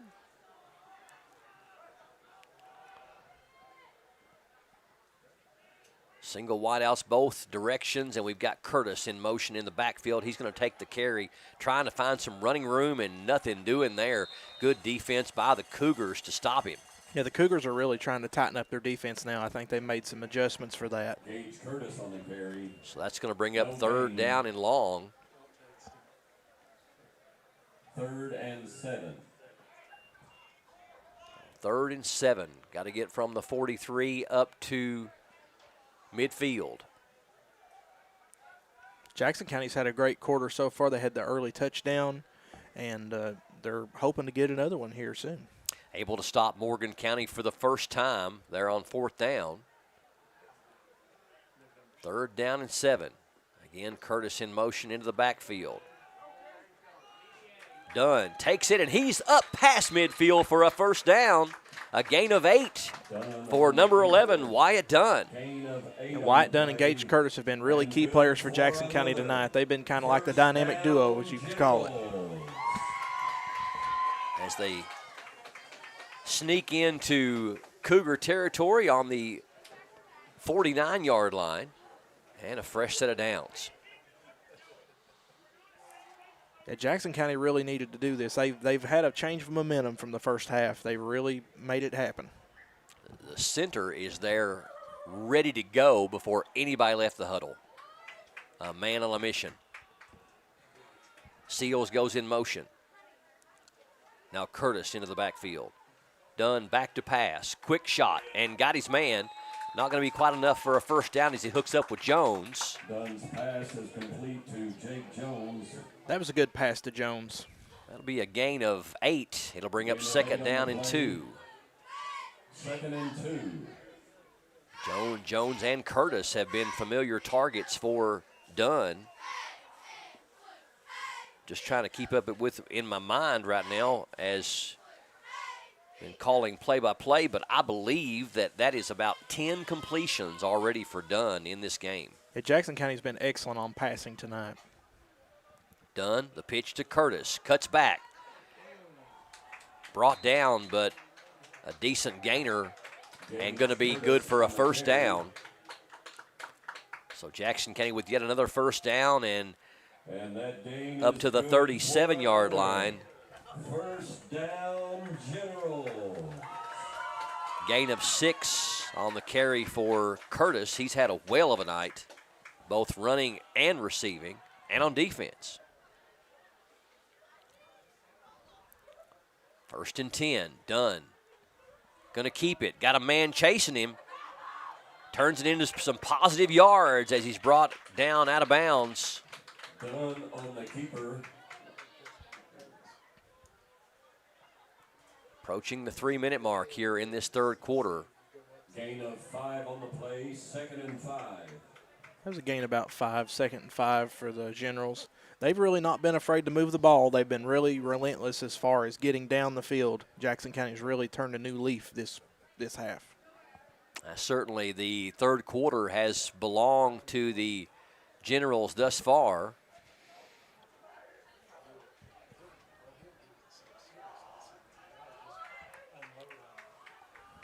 Trying to get in the end zone one more time here in this third quarter. Dunn, the pitch to Curtis. Trying to get around the corner, but delayed and only going to get a couple. Gage Curtis, the ball carrier. Looks like it's going to be a gain of 2. It'll bring up 3rd down and 3. Gain of 2, 3rd and 3. And we've seen these third down conversions happen where they can get a really quick first down. We've seen that time and time again from Jackson County. So let's see what they can do on this play. We've actually seen them convert 2 or 3 fourth downs in this game, including a big 4th down touchdown pass from the 16-yard line in the first half. Dunn, back to pass, and he's sacked. He was hit from the blind side by number 24. That's Noah Swinney. Tackle for a loss by the Cougars. I think Wyatt Dunn is saying, did anybody get the license plate on that truck? He did not see number 24 coming at all. So we've got a timeout. We'll take a quick break. 1:30 left. A big 4th down coming up for Jackson County here on PRTC TV.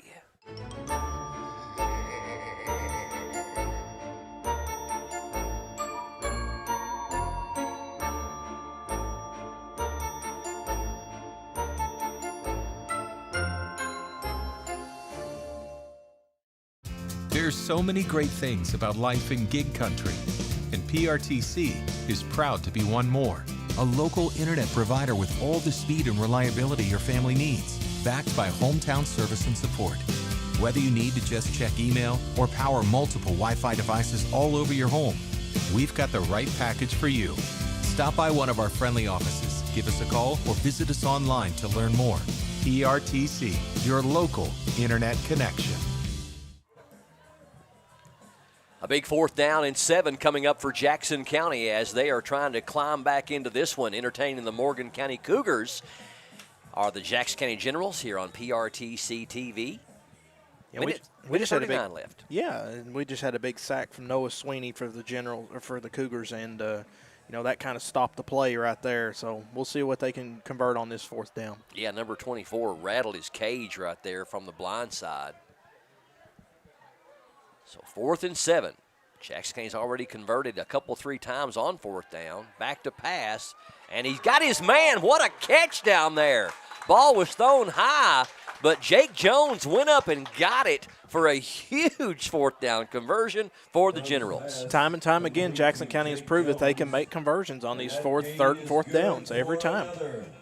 First down, Generals. That'll be a 12-yard hookup for Dunn to Jones and gets them down on the cusp of the red zone. of the Cougars. And 10.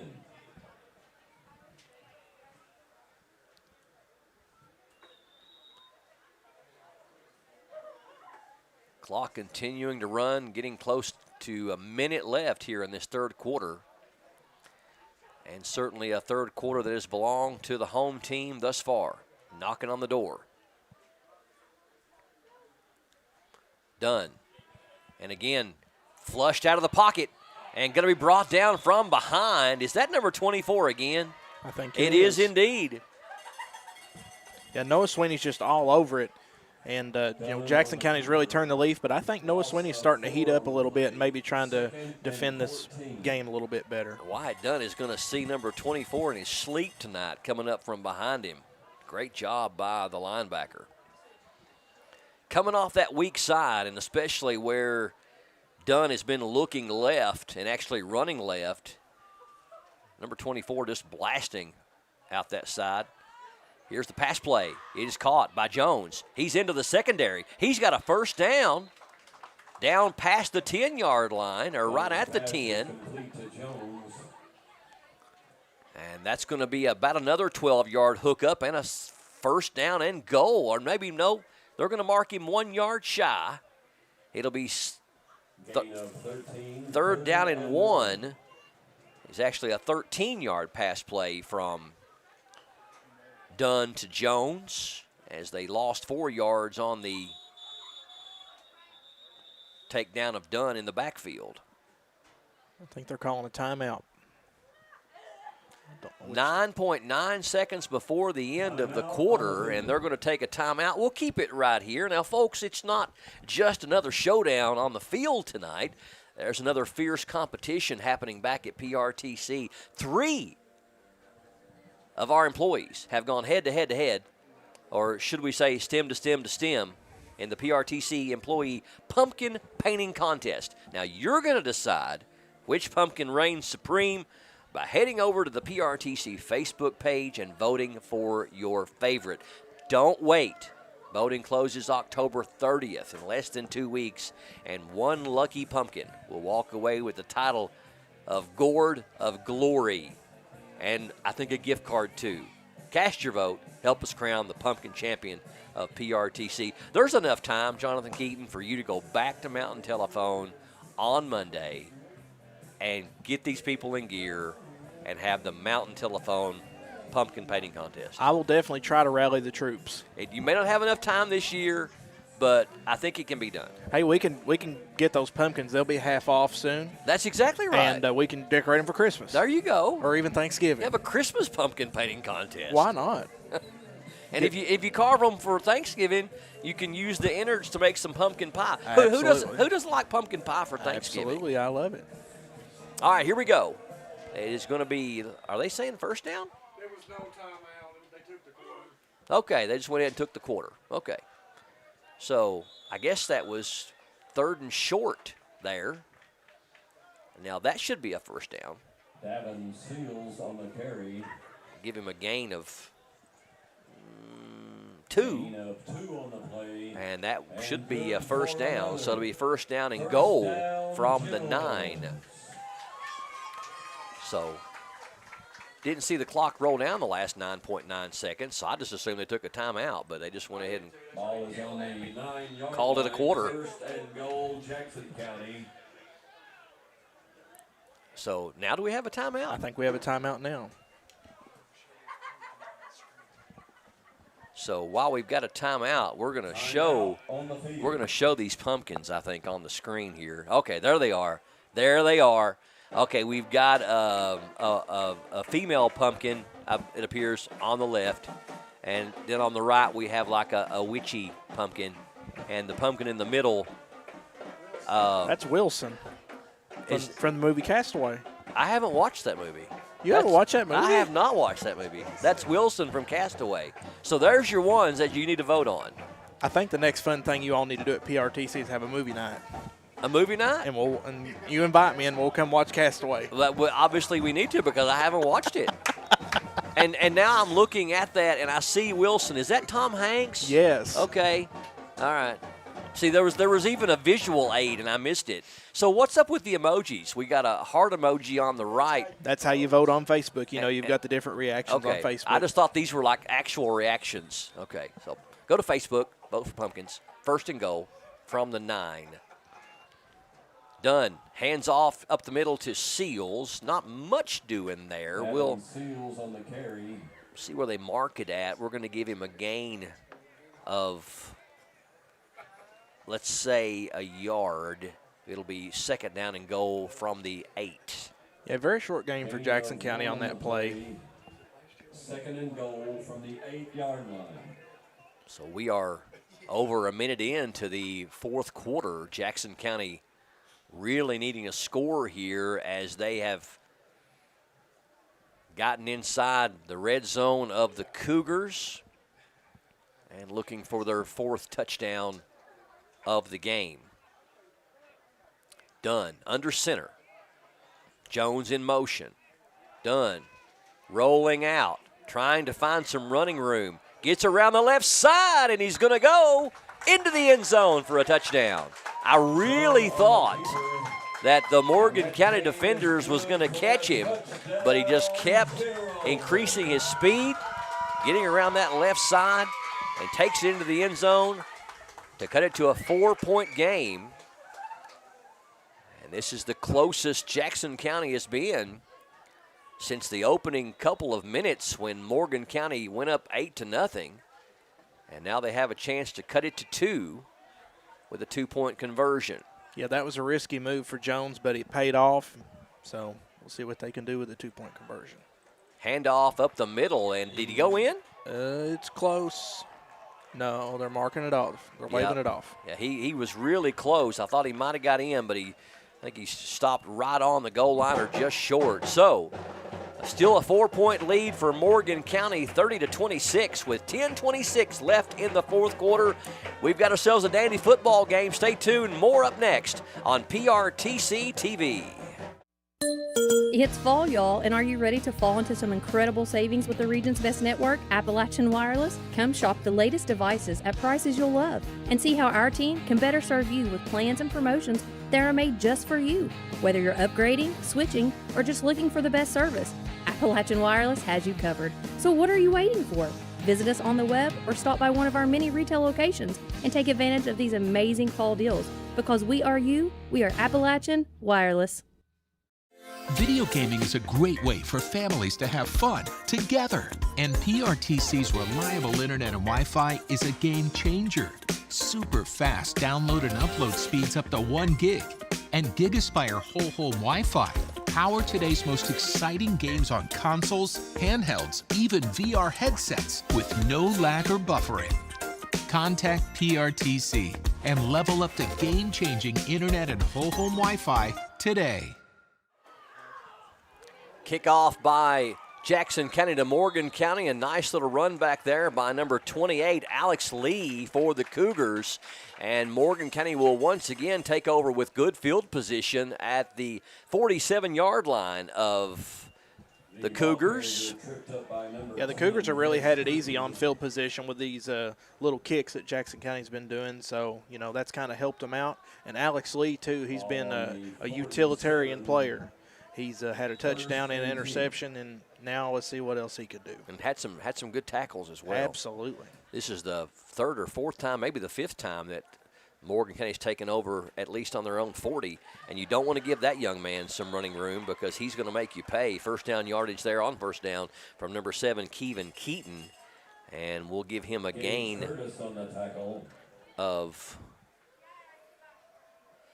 that looks like that's going to be first down yardage, if not close. They're not moving the chain, so we'll go ahead and call it 9. But if it's short of 10 yards, it's not even a half yard, it doesn't look like. Second and short. Again, the hand of Keaton, and breaks a tackle and brought down nicely there by number 11 for Jackson County. That's actually Wyatt Dunn, the quarterback. Yeah, Kevin Keaton, he's really been carrying the ball well tonight. And if you give him any kind of chance, he'll take it. Number 12, Jake Jones, kind of favoring that left wrist. It looked like he's kind of shaking it. First down, Morgan County. Handoff up the middle, and that's going to be, you guessed it, number 7 once again, and another nice gain on first down for Kevin Keaton. Deegan Schlink on the tackle. Schlink on the tackle, and a gain of, looks like about 9 on that one as well. So second verse, same as the first, as Keaton with a second 9-yard carry on the drive, and Morgan County marching it down the field. Fleming under center. Handoff again to number 7. He's just absolutely. There's a flag on the play. A man possessed here on this drive for the Cougars. There's a flag on the play.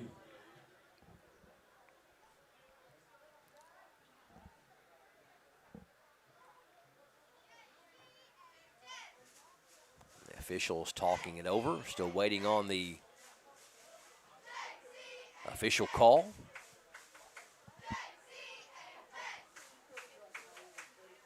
That's going to go against Morgan County. I'm not sure what that signal means. I'm not sure, but the Cougars are being held back. They're being moved back. I'm going to mark it back to the 33-yard line, so got to get down to about the 20, about the 27 it looks like, so didn't penalize them a tremendous amount. Illegal motion by the offense. Illegal motion. Illegal motion by the offense. That's probably just a 5-yard penalty. So it'll back them up from second down and 1 to second down and 6.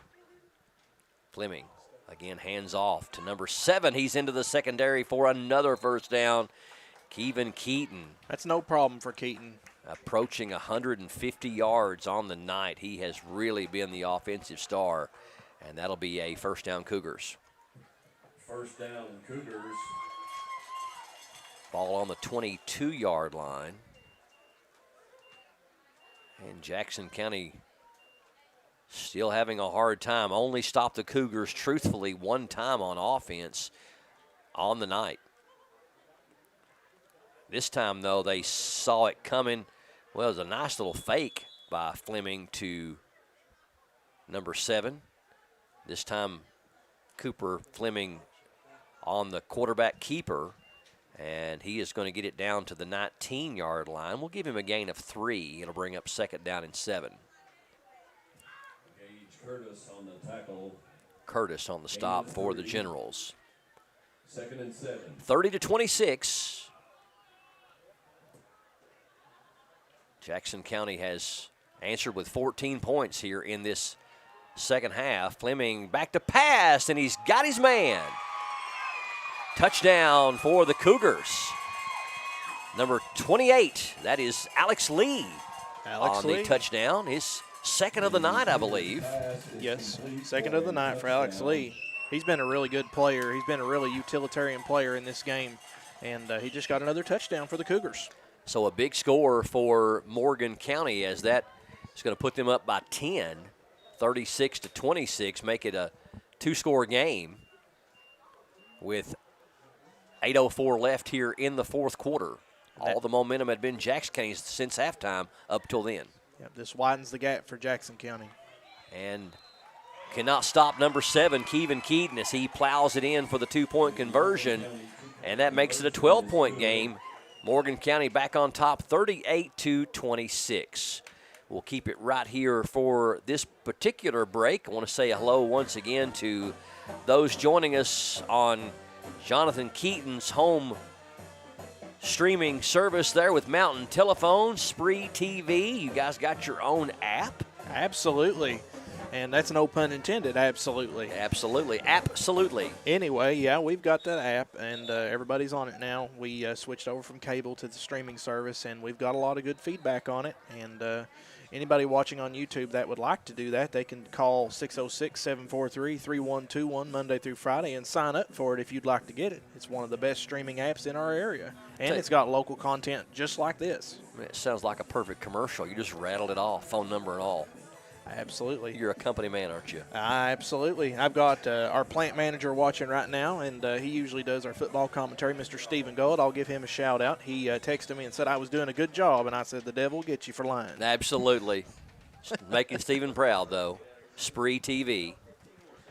You ever eat a Spree candy roll before? Yes. Have you eat those? Yes. They're good. They are. Kind of sour. Squib kick to Jack's K this time, which, again, I don't understand why either team is really squib kicking. It hasn't worked as far as an onside kick. Just been giving the team good field position, and the Generals will take her over on their own 46. Carmen Day on the recovery. That might have a lot to do with the score. You know, both teams have scored pretty good. They've all had good field position at every kickoff. So I'd say that's a big reason why these teams have got the touchdowns that they have. Carmen Day falls on it for Jackson County, and so Wyatt Dunn and crew will go to battle with still a lot of time left on the clock, 7:42, and they find themselves down by 12, 38-26. Dunn from the gun, twin wideouts both ways, one setback. Quick pass, right side to Jones. Jones looking for running room. He's going to be brought down at about the 50-yard line by a host of Cougars. He'll give him a gain of. Dunn's pass is complete to Jones. Give him a gain of 5 as they're going to mark it closer to the 49-yard line. So a 5-yard pass play, the 12th completion that I've been adding up in my head for Wyatt Dunn. That doubles his completion for all season. So he's really been passing the ball well tonight, and it's been a big part of the reason that the Generals have been able to stay in this football game. Dunn under center this time. Back to pass again, rolling right, and incomplete. Had a man there on a diving attempt, but unable to come up with it was number 12, Jake Jones. That'll bring up third down and 5. Dunn's pass is incomplete. Yeah, Jackson County's had pretty good luck with the passing game tonight, but it's just not working out right now for them. Let's say hello to our radio listeners over in Eastern Kentucky on Kick 102.9 WLKS in West Liberty. Carrying the audio tonight as we're teaming up with Mountain Telephone and Spree TV. We are being watched and heard in a lot of different places tonight. Yep, that's a lot of pressure on me. Hey, listen, Stephen Dunn said you're killing it, so. Big third down here for Jackson County. Dunn back to pass, looking long, throwing it up there for it to be grabbed, and it's going to be short. Looked like the ball almost kind of lost its momentum in the air. Yeah, that pass had a high arch to it. Yeah, throwing it a little too high. It's kind of like a wounded pigeon up there, just kind of fell short. And that's going to bring up fourth down. And if Coach Sizemore, if his trend continues, I don't think we're going to have any type of punt at this situation. And they've been able to convert at least on 3 or 4 different occasions on fourth down. And here we go. This could be pivotal right here if the Cougars can stop the Generals on fourth down. Dunn rolling back. Got his man. No, it dropped it. Goes through the hands of Jones. It wasn't the most easily catchable ball, as he had a couple of Cougars right there on him, but it is a turnover on downs, and the Cougars will take over on their own 49-yard line. Absolutely. The Cougars' defense have been absolutely smothering on this quarter. That ball kind of got deflected almost a little bit, and, of course, the Generals lost it, and it's a turnover. But the Cougars have just been absolutely hammering on defense this game. Jones almost able to bring it in, but that could prove to be a big turnover by Jackson County. Looks like we have a timeout on the field. All right, 6:42 left here in the fourth. Morgan County trying to put this one away. They're up 12, 38-26 over Jackson County on PRTC TV.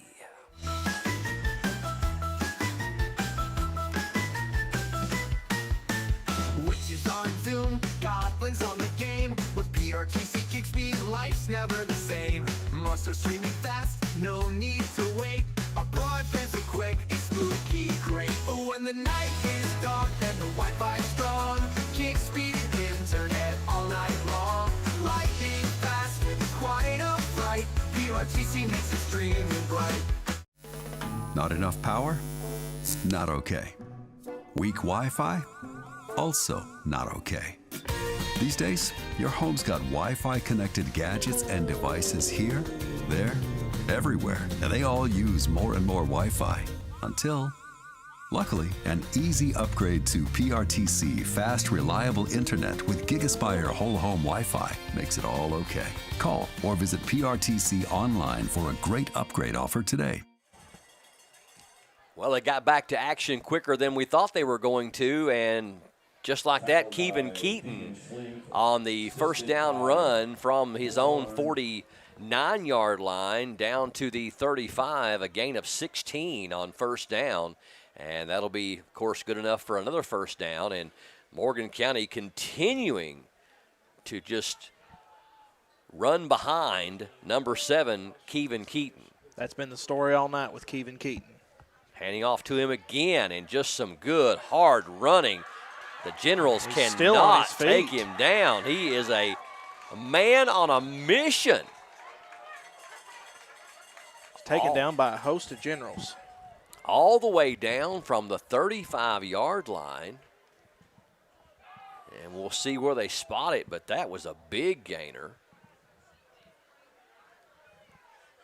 As he is getting up close to 200 yards. Is good for a first down Cougars. Ball marked on the 13, so that'll be another 22 yards to Keaton's total, and this time it's going to be Fleming on the keeper, and he is into the end zone. So you talk about a quick strike, and we've seen that happen from the Cougars multiple times tonight. On at least 4 drives, they have wasted no time getting into the end zone, and that might have put it away for the Cougars, 44-26. Yeah, it's been that story all night with Cooper and Connor and Kevin Keaton and Alex Lee. They've just absolutely dominated for the Cougars tonight. So Jackson County rattled off 14 points to open up the third period.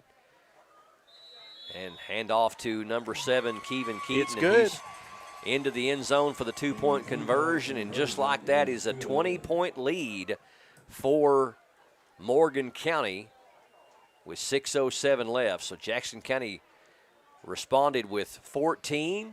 Halftime, it was 30-12. Morgan County by 18. Jackson County rattled off 14 unanswered there in that third quarter to cut it down to a 4-point game. Could have been a 2-point game if the Generals had been able to convert on their 2-point conversion, but just like that, super fast, Morgan County rattles off 16 of their own, and now a 20-point lead, 46-26. So if this holds true, Morgan County will get their first win in district play and build some nice momentum going into the Giovanni Bowl next weekend at home against West Carter to try to defend their home turf. And I believe that Coach Easterling would be very happy with a 2-1 record in district play this year. Absolutely. Morgan County's just really worked hard tonight, and Jackson County's got a large gap to fill tonight. This time a little bit more of a line drive kick. It's going to go out of bounds, and that'll be a flag for kicking out of bounds at the 30-yard line. So I believe that'll make the Generals take over on their own 35. We'll see. Can't remember if it's a 5-yard penalty or a 10-yard penalty. But the Generals running out of time to make some stuff happen as they find themselves down by 3 scores with 6 minutes left. The Generals had some good moves tonight early in the game. They had a lot of great passes and a lot of great carries, and that got them to the point that they were, where they got really close within the Cougars. And now the momentum's really shifted, and now the Cougars are up by 20 points. I tell you, that Kevin Keaton, that sophomore, he is a dandy running back for Morgan County, just really hard to handle. Here's a nice run up the gut and just tripped up, or that would have been a big gainer for number 44, Davin Seals. Davin Seals on the carry. We'll give him 6 yards on the carry and second down and 4.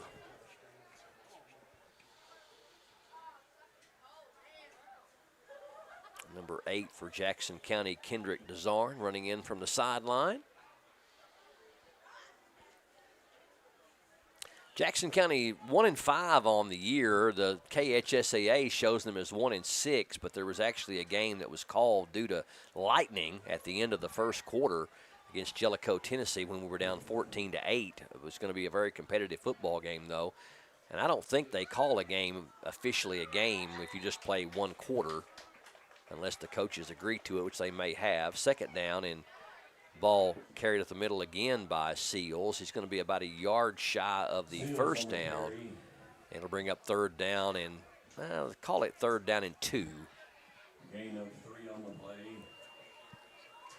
Yeah, time's dwindling down in the Cougars' favor right now. Jackson County really needs to make a conversion here. They've got a 3-and-1 play going on here. We'll see what they can do to convert it. From the gun. Handoff up the middle, and that's going to be enough for a first down as they go back to the well again with number 44, Davin Seals, and we'll give him a gain of a couple, and this is going to be enough for a fresh set of downs.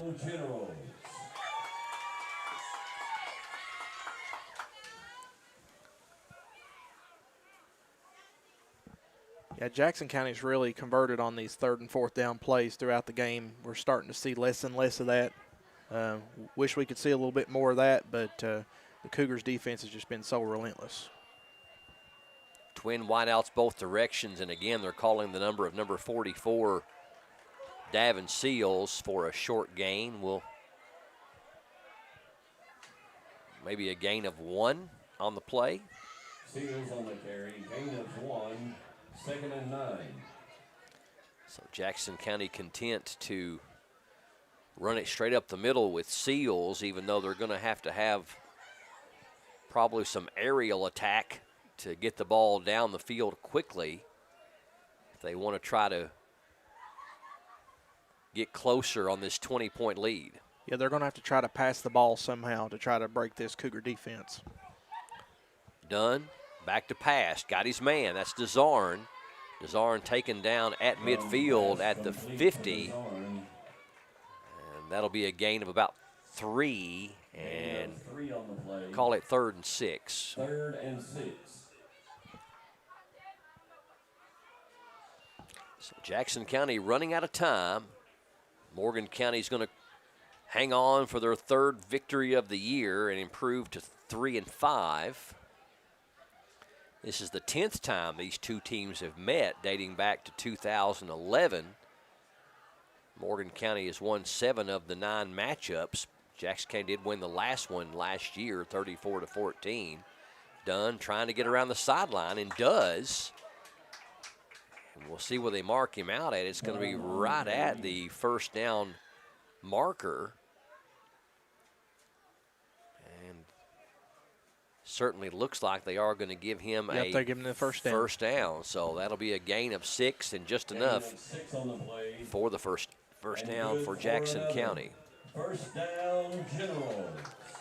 So if nothing else, for posterity's sake, if Jackson County can get one more score here, that would be their largest scoring output of the season, which coming into tonight's game was 28 points against Berea. Dunn back to pass. He's got this time DeZarn again, and it's going to be a short gainer.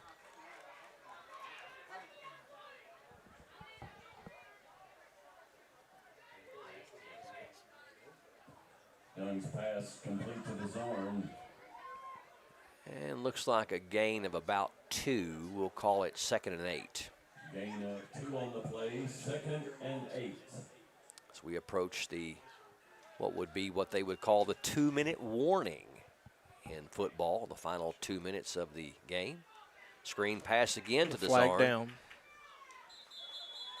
And down to about the 35 or the 36-yard line. Won't be enough for a first down. And we'll see what happens with the penalty flag. There's a flag on the play. Holding called, and that's going to be against the offense. That's going to bring that one back. Yeah, that's not what you want if you're a Jackson County fan.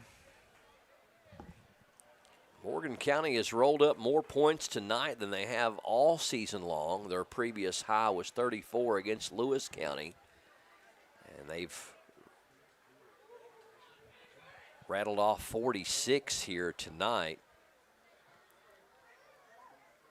Had a total of 6 touchdowns. Yeah, Morgan County's really taking care of the ball tonight. And we got movement. Number 66 got a little bit too anxious for Morgan County. That's Jace Atkins, so Morgan County commits a penalty. Flag on the play. Offsides against the defense. So the teams kind of exchange penalties. That one's only a 5-yard penalty, where the one against Jackson County was 10. So it'll bring up second down and looks like about 12. Second and 12. Time is slowly fleeting here at Jackson County High School, and it looks like the Cougars are going to win this game, barring no crazy things happening. It would be some incredibly crazy things. Dunn brought down from behind, and if that's number 24, nope, it's 22 this time. Nice takedown there by Connor Fleming. If it's going to be number 24, Noah Swinney, we've had that happen several times tonight as Swinney's been great on defense. 3rd and 15. So it's a 3rd and long situation here with about 40 seconds remaining. Could be the final play of the game. Yeah. And we'll see if Dunn's going to try to pull a rabbit out of the hat here and see if he can find Curtis for a long pass play. Nope, going to go to Desarn again on the screen and gets it out of bounds, and not nearly enough for a first down. And Dunn's pass complete to Desarn. Gain of 5. And I don't think they're going to run another play. So that's going to bring our final score. Morgan County, a nice victory for the Cougars. They improved to 3-5 on the year with a 20-point win, 46-26 over the Jackson County Generals. The Generals fall to 1-6 on the year. Again, 2 more games left for each team. Jackson County got a tough one next week on the road against the powerful Breathitt County squad, and then on the road against Pineville on October 30th to round things out. Morgan County will host West Carter next week, October 24th on Friday in the Giovanni Bowl at home, and then on the road on Halloween against Paris to complete their season. Jonathan Keaton, it has certainly been a pleasure, young man. Absolutely, sir. It's been a great time. Thank you for having me. Enjoyed calling a ball game with you tonight. Maybe we can do it again soon. To all of our viewers and listeners on Mountain Telephone Spree TV and on Kick 102.9 WLKS FM in West Liberty, and all those watching and viewing on either the app or the radio station, thank you for joining us. And certainly thank you to everybody for joining us, of course, here on our Facebook page and YouTube channel of PRTC TV. For our broadcast crew, TJ Isaacs, Justin Lakes, Mark Solfridge, our special guest, Jonathan Keaton. My name's Brian Murray. So long, good night, and God bless you from PRTC TV.